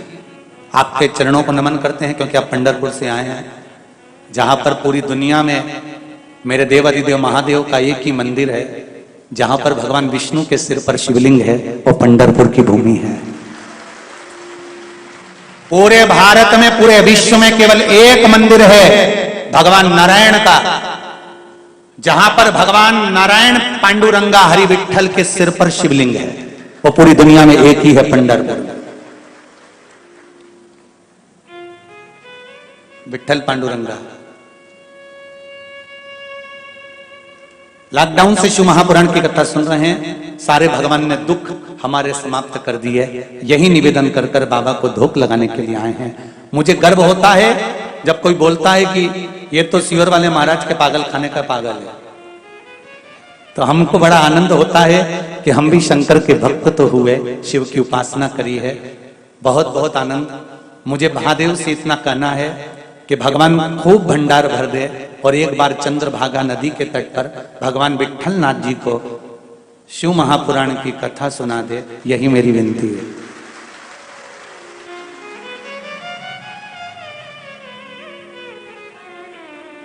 कासट जी, दिल तो हमारा भी वहीं लगा हुआ है। बस कमर पे से हाथ हटाकर एक बार इशारा कर दें, तुरंत पहुंच जाएंगे। प्रयास पूरा करेंगे।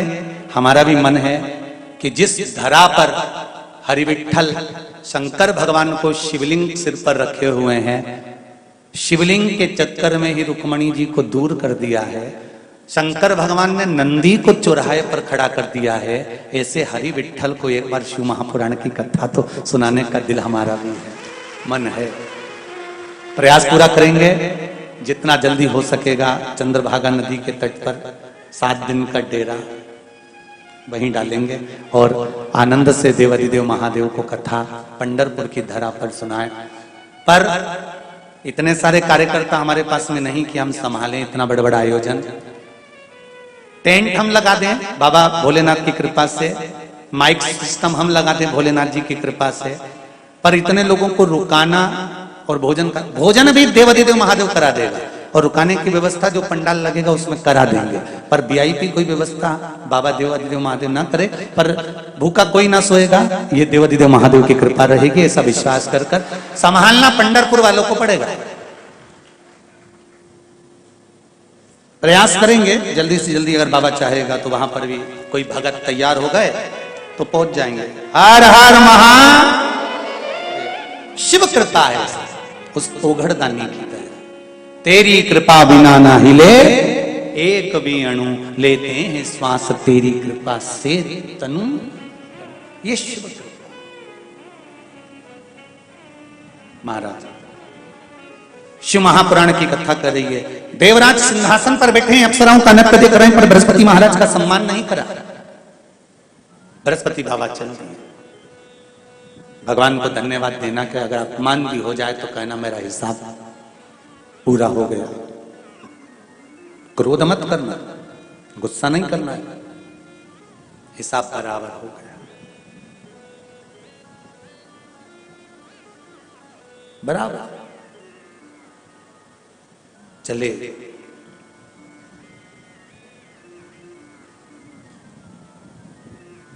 महाराज चलते चलते बृहस्पति बाबा देवाधिदेव महादेव के पास पहुंच गए। शंकर जी ने पूछा, आप तो देवगुरु बृहस्पति, देवताओं के गुरु हो, तुम्हें तो सिंहासन पर बैठना था जहां इंद्र की सभा हो रही है, और इंद्र की सभा वाले स्थान पर एक देवगुरु बृहस्पति का पद अलग रखा जाता है, एक सोफा एक सिंहासन अलग रखा जाता है, तो तुम्हें तो वहां बैठना था, फिर तुम यहां कैसे? कहा इंद्र ने ध्यान नहीं दिया, जब मैं गया था तो सारे स्थान भरे हुए थे, कोई स्थान खाली नहीं था, किसी को कष्ट देना ये ठीक नहीं है, इसलिए मैं वापस आ गया। शिव जी ने ध्यान लगा कर देखा, क्या देखते हैं भोलेनाथ, इंद्र ने बृहस्पति महाराज को देख लिया था, उसके बाद भी खड़े नहीं हुआ, आदर नहीं करा, सम्मान नहीं करा, तब समझ गए कि जरूर इंद्र ने ये सब जानकर कर करा है, जानकर कर करा। जैसे कमल का पुष्प ना मिलने पर कमल गट्टे का जल शंकर को समर्पित कर देने से, भगवान शिव को जल समर्पित कर देने से शरीर का रोग समाप्त होकर शरीर में नूतन ऊर्जा प्राप्त होती है, उसी तरह शंकर भगवान ने देखा बृहस्पति को, तो भगवान शंकर ने कह दिया, हे बृहस्पति देव, जो कमल का पुष्प पड़ा हुआ है मेरे पास में, इस कमल के पुष्प को लेकर जाइए और आप अपने अंगिरा बाबा के भवन में प्रवेश कर जाइए। एक बात बहुत ध्यान दीजिएगा महाराज,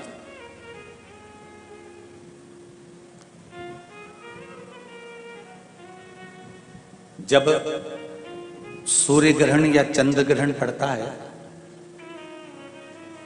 तो जो बच्चा शरीर से रोगीला ज्यादा होता है या रोग उसको घेरे रहता है, तो मुट्ठी भर ज्वार का दाना उस बच्चे के हाथ में पस भरकर वो ज्वार का दान करवा दिया जाता है। जैसे यदि आप लोगों ने शिव पंचायत शिव महापुराण की कथा सुनी हो, या माहेश्वरी समाज मुंबई द्वारा अंधेरी में हुई स्कंद पुराण माहेश्वरी समाज द्वारा जो हुई थी, अगर वो श्रवण करिए तो उसमें बताया गया है कि कुछ चीजों के दान ऐसे होते हैं जिन दान को करने से व्यक्ति के जीवन में समृद्धि, वैभव, लक्ष्मी की प्राप्ति हो जाती है, और वो दान बहुत सारा धन का या वैभव का दान नहीं है। हम जिसको प्रयोग कर रहे हैं, जैसे ज्वार का दान करने से रोग से मुक्ति होती है, रोग से मुक्त होता है,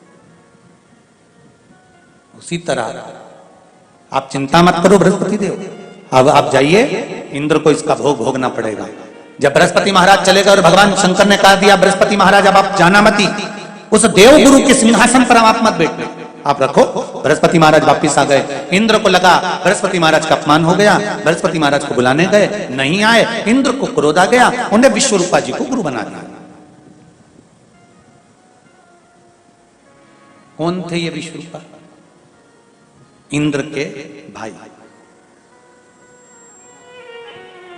दिति की संतान, विश्वरूपा जी को गुरु बना दिया।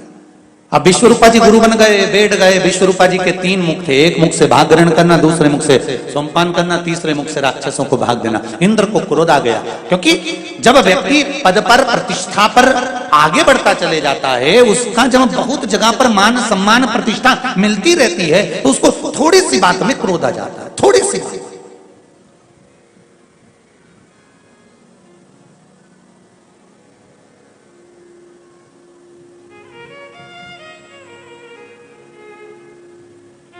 और जरा जरा सी बात में अगर क्रोध आ रहा है तो समझ लो ये बहुत बहुत प्रतिष्ठा इसको ज्यादा मिल गई थी, सम्मान ज्यादा मिल गया था, आदर ज्यादा मिल गया था। अहंकार सम्मुख में आकर खड़ा हो गया। भाई, मंदिर जाने से क्या मिलता है? शिव महापुराण की कथा कहती है, अहंकार जो सिर में भरा रहता है, जब भगवान के चरणों में हम झुककर प्रणाम करते हैं, हमारा ये मटका अहंकार का जो खोपड़िया में भरा हुआ है, सिर में भरा हुआ है, वो अहंकार का पूरा मटका देवाधिदेव महादेव के सामने खाली हो जाता है। अभिमान वहां लुढ़क जाता है। इसीलिए शायद शिव महापुराण की कथा कहती है कि शंकर जी कहते तुम वो दो जो तुम्हारा खुद का है। अब तुम्हारा खुद का क्या है? शरीर क्या तुम्हारा है? ये तो माता पिता का दिया हुआ है, ध्यान देना। कपड़े तुम्हारे हैं, जन्म लिया था तो नग्न पैदा हुए थे। आभूषण तुम्हारा है, सब पूर्वजों से मिला है। वैभव तुम्हारा है? नहीं। मनुष्य का अपना कुछ है तो व्यक्ति का अहंकार खुद का है। शंकर भगवान कहते हैं जो तुम्हारा खुद का है वो मुझे दो, और व्यक्ति का अहंकार खुद का होता है। इसलिए मंदिर जब जाओ, कथा में जब जाओ, तो अहंकार लेकर मत जाना, जाना तो अपना अहंकार भगवान को समर्पित कर कर आना कि मुझे यह अभिमान नहीं रखना प्रभु, यह अहंकार आप रख लीजिए, यह अभिमान मुझे नहीं थे। इस अहंकार का मैं क्या करूंगा?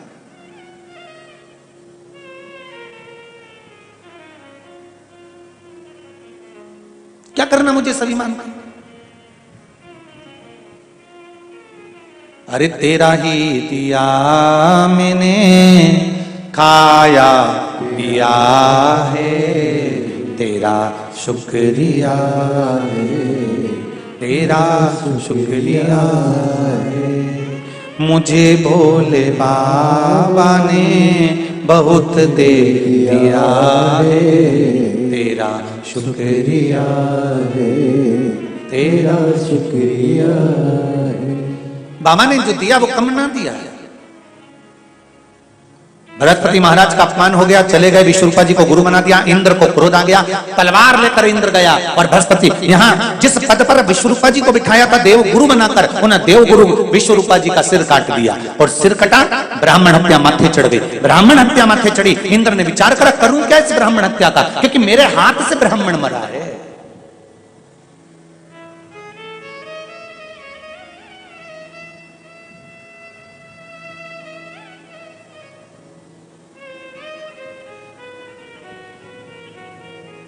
सब कुछ करो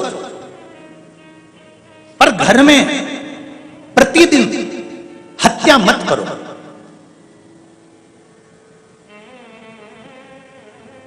ऐसा कोई घर नहीं जिसके घर में प्रतिदिन हत्या नहीं होती।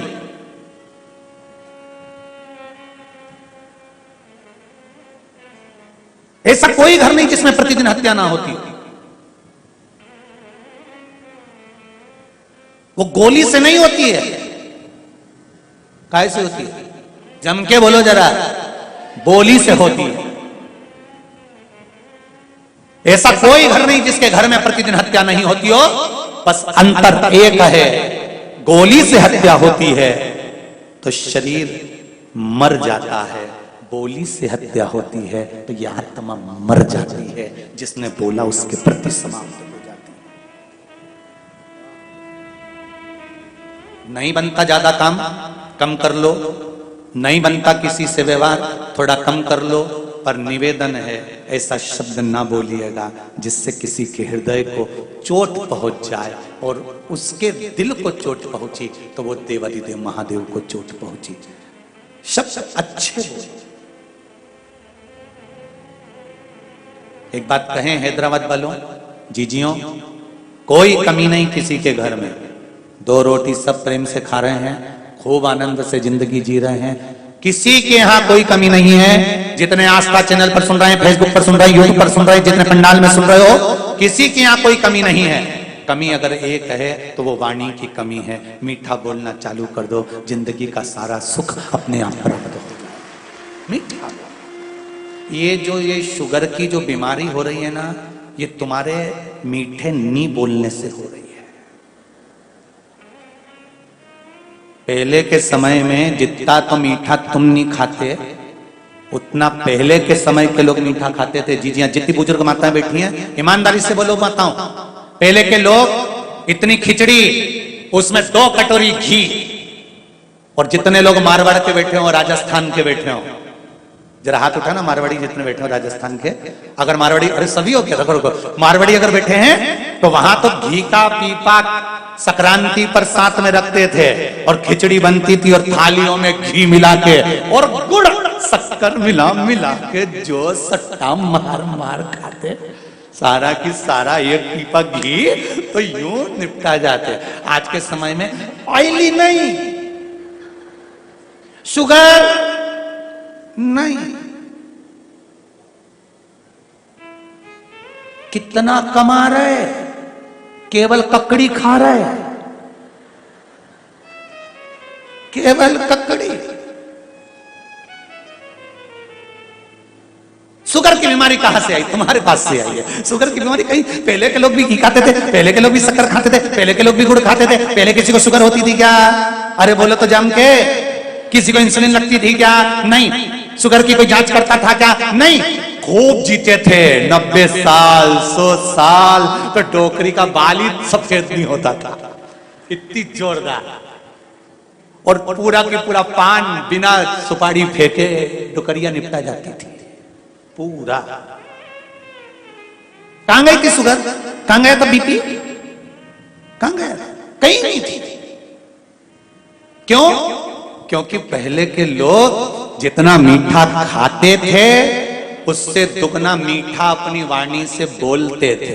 क्योंकि मीठा जो खाया है उसको डोनेट करो, निकालो। जब मीठा देते रहोगे तो शुगर अंदर शरीर में लेवल में रहेगी।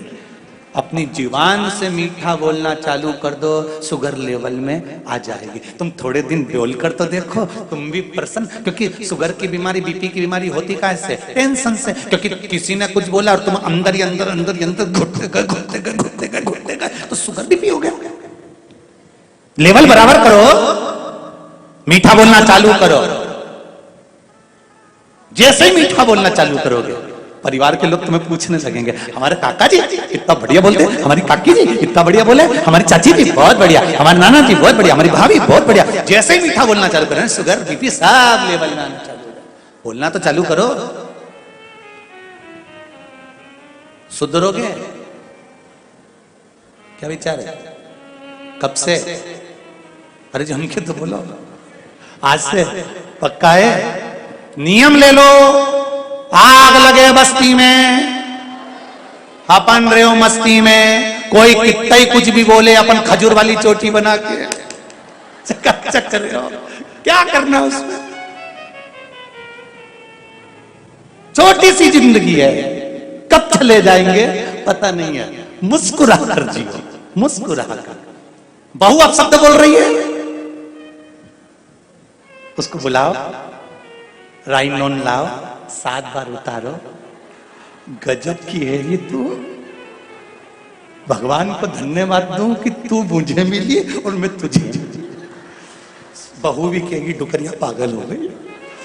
कह देना सीहोर वाले महाराज की शिव महापुराण की कथा से, पागल खाने के रहने वाले पागल ही हो जाता। क्या कहना? सांस रुक जाए, बहुओं से निवेदन है, एक आंख में काजल लगा, एक की गायब कर जा। और डुकरिया के पास पहुंच जाते पल्लू वल्लू लेके, रोज भले पल्लू नहीं ले तो आज ले ले इतना, और इतना पल्लू लेके अम्मा के पाँव पड़ ले। अम्मा भी मन में सोचेगी पागल वागल तो नहीं हो गई, हवा मवा तो नहीं लग गई कहीं की, कैसी हो गई पता, एक आंख में काजल लगाई, एक आंख का गाया, पल्लू इतना करी आई। सास के चेहरे पर प्रसन्नता आ जाएगी, कितनी छोटी सी जिंदगी है साहब, इसको खुश होकर जी लो, फिर मिले ना मिले फुल एंजॉय के साथ अपने जीवन को जी, अपने जीवन को। पति कमाता है, घर में ला कर देता है, उसको अगर तुम समय पर जब वो आया और माँ का और पत्नी का चेहरा अगर प्रसन्न नहीं दिखता ना, तो वो करोड़ों की कमाई उसके लिए धूल के बराबर है साहब, करोड़ों की कमाई उसके लिए धूल है। जब वो आए ऑफिस से, दुकान से, ऑफिस से, व्यापार से, तुम माँ का चेहरा और पत्नी का चेहरा प्रसन्न दिखता है तो 2 रोटी वो भी ज्यादा खाता है और खाकर कहता है आज आनंद आ गया। नहीं तो तुम चाहे मीन चाउमीन खिला दो, चाहे छम्मक लड्डू खिला दो, से कोई फर्क नहीं पड़ेगा। अब तुम उससे कहो कि डोसा खा लो, वो क्या कई डोसा खाऊं, मेरा तो खुद डोसा बन गया, कई डोसा खा, बड़े मिस।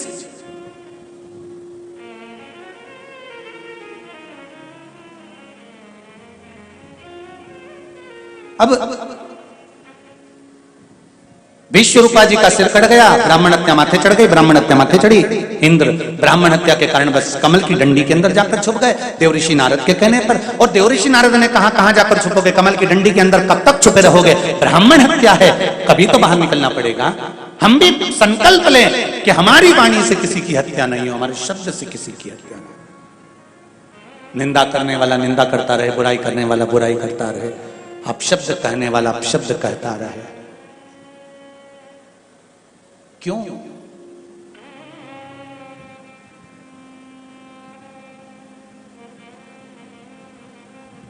किसी ने हमसे पूछा गुरुजी आज चारों तरफ एक ही बात है कि इस मंदिर पर उसने कब्जा कर लिया, उस मंदिर पर उसने कब्जा कर लिया, आप कुछ नहीं कहोगे? हमने कहा हम तो एक ही बात कहते हैं, अगर तुम प्रतिदिन मंदिर जाने का नियम बनाए होते तो तुम्हारे मंदिर पर किसी ने कब्जा नहीं करा होता। और एक ही कार्य करना है हमको कि प्रतिदिन भगवान के मंदिर जाने का नियम बनाना है।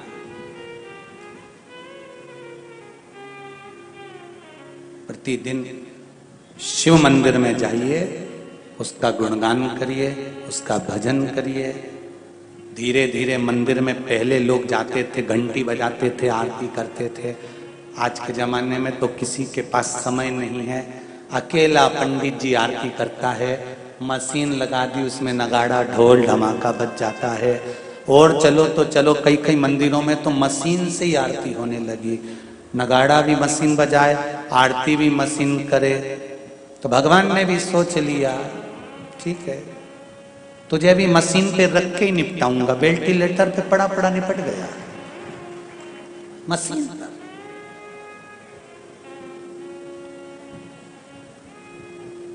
पहले जन्म भी सस्ता था, मृत्यु भी सस्ती थी, ना जन्म का पैसा लगता था ना मौत का पैसा लगता था। जन्म भी सस्ता था और मृत्यु भी सस्ती थी। माता के गर्भ से बच्चा जन्म लेता था घर के अंदर, और अंतिम समय में मृत्यु भी कब आ जाती थी, लोग चले जाते थे।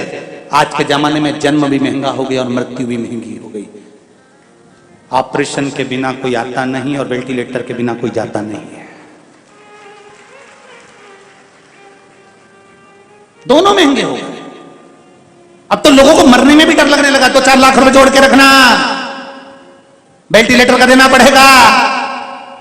तो भगवान से क्यों नहीं कहते ये क्यों हो रहा है, क्यों वेंटिलेटर के सहारे हो गए, क्यों ऑक्सीजन की मशीन के सहारे हो गए?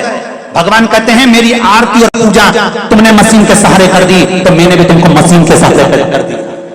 आप मुझे अपने मन के सहारे कर दो। मंदिरों में ये मशीनें शोभा नहीं देती, नगाड़ों की और ढोल की और घंटी की और घड़ियाल की। जो मंदिर के आसपास रहते हैं 10 बच्चे, 11 लोग, 11 बच्चे, बुजुर्ग, 10-15 लोग भी अगर मंदिर प्रतिदिन जाएं, आरती पूजन करें, तो इससे बढ़कर कोई सुख नहीं है। करो, कुछ काम नहीं आएगा, संस्कार काम आएगा। संस्कार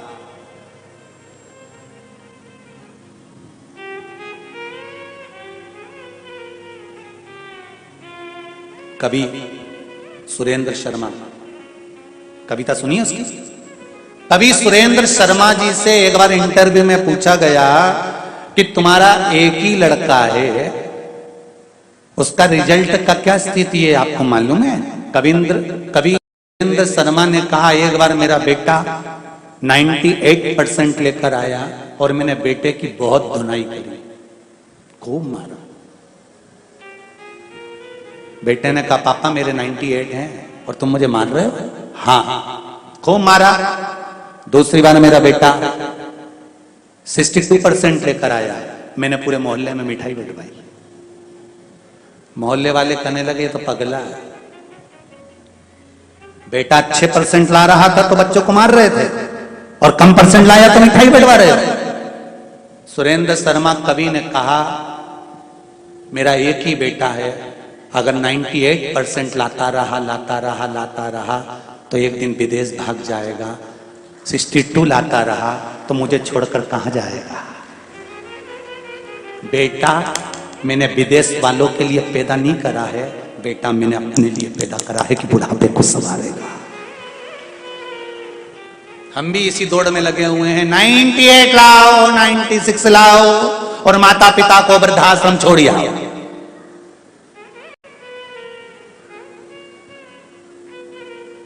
हम भी इसी दौड़ में लगे हैं। हम बच्चों से कहते हैं उनके जैसे बनो, उनके जैसे बनो। हम कभी बच्चों से ये नहीं कहते कि तुम ऐसे बनना कि आने वाली पीढ़ी कहे कि उनके जैसे बनो। हम अपने बच्चों से कहें कि ऐसा बनना जैसे श्रवण कुमार ने अपने माँ बाप की सेवा करी। राम अपने पिता के कहने पर एक आवाज में वन चले गए। भगवान कृष्ण अपने माता पिता के उद्धार के लिए कंस का संहार कर देते हैं। बनो, खूब बनो, पर हम भी तो अपने बच्चों को बताएं कि कुछ बनना, तुम्हारे जैसे भी लोग बने, ऐसा कुछ कर कर चलना। बच्चों से कहा तुम उनके जैसे बनो, उनके जैसे बनो। अपने बच्चों को ऐसा बनाओ कि उसको देखकर दूसरे बनने को तैयार हो जाए।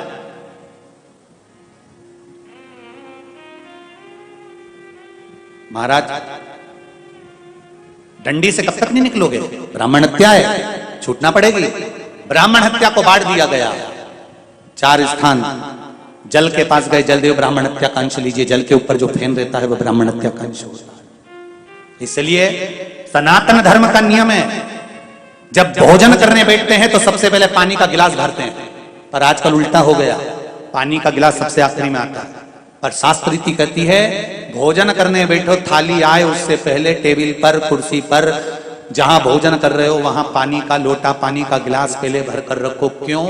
अगर पानी बाद में आएगा, उस पानी पर पानी का बुलबुला रह जाएगा, फेन रह जाएगा, तो वो ब्राह्मण हत्या का अंश है। जो पानी पिएगा उसको ब्राह्मण हत्या लग जाएगी। इसलिए भोजन करने के बाद पानी पिए जब तक उस पर से फेन बुलबुला समाप्त हो जाए। ब्राह्मण हत्या का अंश दिया पृथ्वी को, पृथ्वी ने ब्राह्मण हत्या का अंश लिया तो पृथ्वी का जो बंजर भाग है वो ब्राह्मण हत्या का अंश है। पृथ्वी के ऊपर जो वृक्ष लगते हैं, वृक्ष में जो गोंद लगती है वो ब्राह्मण हत्या का अंश है। तुम्हारी बहू का जाता हो, बहू की डिलीवरी हो, बहू को संतान हो, उसको खूब बादाम, काजू, गोंद घी में तल तल कर खिलाओ, मना नहीं है। पर जब जन्माष्टमी का त्योहार हो, रामनवमी का त्योहार हो, भगवान का प्रसाद बन रहा हो, उसमें गोंद मत मिलाओ, क्योंकि उसमें ब्राह्मण हत्या होती है। उसमें ब्राह्मण हत्या होती है। पृथ्वी को ब्राह्मण हत्या का अंश दिया तो पृथ्वी ने कहा मेरे ब्राह्मण हत्या के अंश को कहां रखूंगी? पृथ्वी का बंजर भाग ब्राह्मण हत्या का अंश है। पृथ्वी पर जो वृक्ष लगता है, वृक्ष में जो गोंद लगती है वो ब्राह्मण हत्या का अंश है। इसलिए भगवान के प्रसाद में गोंद नहीं मिलाई जाती। आपकी बहू का जापा हो, बहू की डिलीवरी हो, बहू को संतान हो, तुम्हारे लिए लड्डू बनाओ, चाहे दाल का बनाओ, मूंग का बनाओ, उड़द का बनाओ, उसमें खूब गोंद मिलाओ। पर भगवान का अगर प्रसाद बना रहे हो तो उसमें गोंद नहीं होना चाहिए, ब्राह्मण हत्या का दोष लगता है। भगवान को गोंद का लड्डू नहीं लगाया जाता। कहा अग्नि के पास गए, अग्नि देवता ब्राह्मण हत्या का अंश लीजिए। अग्नि ने ब्राह्मण हत्या का अंश लिया। अग्नि की जो नीली लपट होती है वो ब्राह्मण हत्या का अंश होती है। नीली लपट ब्राह्मण हत्या का अंश है। इसलिए यज्ञ करता ब्राह्मण जब हवन कराते हैं, यज्ञ कराने वाला ब्राह्मण जब यज्ञ कराते हैं, उस समय पर यज्ञ की अग्नि को सीमित रखते हैं। जजमान तो खूब घी छोड़ता है, जजमान तो खूब साकल्य छोड़ता है, पर यज्ञ करता ब्राह्मण ध्यान रखता है अग्नि की लपट ज्यादा ऊंची जाएगी तो उसमें नीली लपट आ जाएगी, नीली लपट आ गई तो उसमें ब्राह्मण हत्या लग जाएगी। तो ब्राह्मण क्या करता है, थोड़ा सा शरबत बनाकर रखता है, दूध दही मिलाकर रखता है। जैसी आंच ऊंची हुई इसने लोटा भरकर अग्नि में डाल दिया, आंच नीची हो गई। अगर अग्नि ऊंची जाएगी तो उसमें नीली लपट आ जाएगी।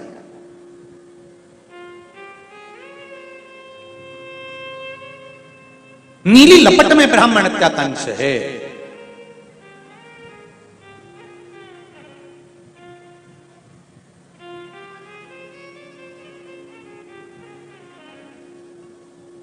ब्राह्मण हत्या नाला। अब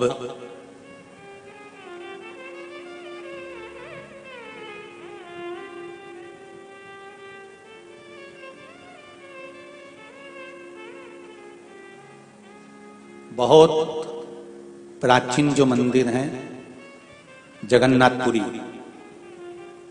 रामेश्वरम, द्वारका, बद्रीश, साउथ के भी कुछ मंदिर ऐसे हैं जो पुराने हैं। इन मंदिरों में लाखों लोगों का भोजन बनता है, गैस की टंकी पर बनता है। जम के बोलो जरा, गैस पर भोजन बनता है? नहीं। काय पर बनता है? जम के बोलते जाओ। लकड़ी पर भोजन बनता है। कारण, लकड़ी की जो आंच होती है वो पीली होती है, गैस की जो आंच होती है वो नीली होती है। क्यों कहा जाता है कि कली काल में अगर आप गैस पर भोजन बना रहे हो तो उस पे जो रोटी सेकते हैं वो नीली लपट पर सिखाती है। तो क्यों कहा जाता है कि भोजन की थाली लगाने पर सबसे पहले उस भोजन का भोग तुम्हारे घर में जो भगवान है उनको लगा देना चाहिए, जिससे ये ब्राह्मण हत्या का दोष समाप्त हो जाए। क्यों कहते हैं?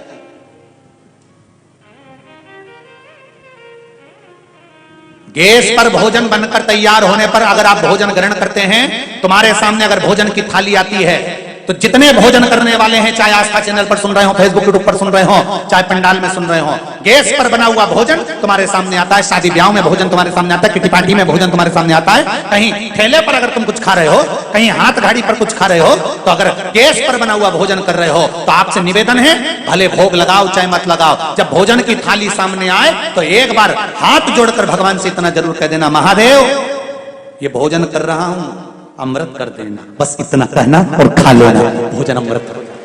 ब्राह्मण हत्या के दोष से मुक्त हो जाएगा वो अन्न।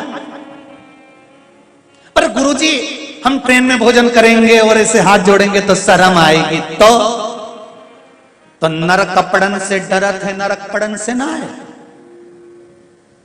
झुककर प्रणाम करने में यह डर लग रहा है कि कपड़ा गंदा हो जाएगा, और ऊपर गए और मां पर तो दादा क्या कुटाई होगी। फिर तुम कुछ भी खाओ, गैस पर बना हुआ अगर कुछ भी खा रहे हो तो पहले भगवान को नमन कर दो, प्रणाम कर दो। बस हाथ भी नहीं जोड़ सकते तो दिल से प्रणाम कर दो। हृदय से तो कह सकते हो, इतना तो कर सकते हो, एक सेकंड के लिए बस नेत्र झपके उठाए, उतनी देर में तो महादेव खाकर निकल गए और प्रसाद हो गया, अमृत हो गया। इतना तो कर सकते हो। सनातन धर्म में जन्म लिया है आपने और हमने, सनातन धर्मी हो आप, तो भोजन करते समय अगर बन सके घर में भोजन करो तो भोजन की थाली को हाथ जोड़ लो। गैस पर बना है प्रभु, बस हाथ जोड़ा, शंकर जी अमृत कर दीजिए, पा लीजिए। रोज प्रतिदिन भोजन को अगर हाथ जोड़कर खाओगे, ये पक्का है जिंदगी में किसी रोग के कारण हॉस्पिटल नहीं जाओगे, शिव जी उसको अमृत कर देंगे। आप बोलो तो उसको। एक भजन माताएं गाती हैं, बड़े प्रेम से गाती हैं, सब अमृत होई जाए रसिया, रुचि रुचि भोग।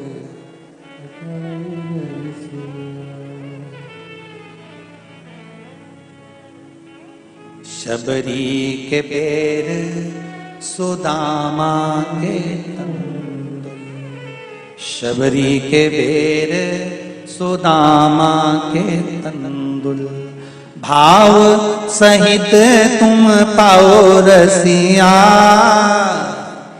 सब अमृत होई जाए रसिया, रुचि रुचि भोग लगाओ रसिया। हम भगवान को ज्यादा नहीं रिझा सकते, भोजन की थाली को देखकर हाथ जोड़ लो, खा लो, खत्म। अमृत अग्नि की नीली लपट, ब्रह्म हत्या का दोष है। नारी से कहा ब्राह्मण हत्या का अंश ले लो, तो नारी का रजस्वला होना ब्राह्मण हत्या का अंश है। कल कथा में कहा था 31 दिन तक बेलपत्री के पेड़ के नीचे मंत्र का जाप करना है। मेरा माताओं से निवेदन है, जब रजस्वला धर्म आए उस समय पर वृक्ष के नीचे नहीं जाना है। रजस्वला धर्म के समय पर वृक्ष के नीचे नहीं। कंस की मां गई थी रजस्वला धर्म के समय पर वृक्ष के नीचे, तो कंस जैसी औलाद पैदा हुई थी। श्रीमद् भागवत में आपने सुना होगा। तब जब ब्रह्म हत्या चली गई, समाप्त हो गई, तब इंद्र देव तुरंत भगवान नारद जी के पास गए, उनसे निवेदन करा। बृहस्पति महाराज की कथा का बहुत विस्तार है, उसको अपन श्रवण करते हुए कल की कथा में भी श्रवण करेंगे आनंद के साथ। इंद्र भगवान देव ऋषि नारद के पास जाते हैं, आगे वर्णन आता है सुंदर। भगवान माता पार्वती जी का मंगल विवाह भगवान शिव के साथ हो रहा है। भगवान देव अधिदेव महादेव और माता पार्वती का मंगल आनंदमय विवाह होने जा रहा है। भाव भक्ति से शिव जी के मंगल विवाह की ओर अपन आगे बढ़ते हैं। कल कथा में बृहस्पति भगवान के द्वारा सुंदर आनंद के साथ वत्रासुर के अंत की ओर चलेंगे और तुष्टा ऋषि द्वारा वत्रासुर की उत्पत्ति का स्मरण करेंगे। भगवान शंकर की सुंदर बारात आ रही है, जोरदार ताली बजाकर शिव पार्वती का आनंद स्वागत करें। भगवान शंकर और पार्वती का मंगल विवाह, पार्वती जी का कन्यादान बाहेती परिवार कर रहा है। भाव भक्ति और आनंद के साथ आज की कथा विराम की ओर ले रही है। कल बृहस्पति बाबा के आगे के चरित्र को श्रवण करेंगे।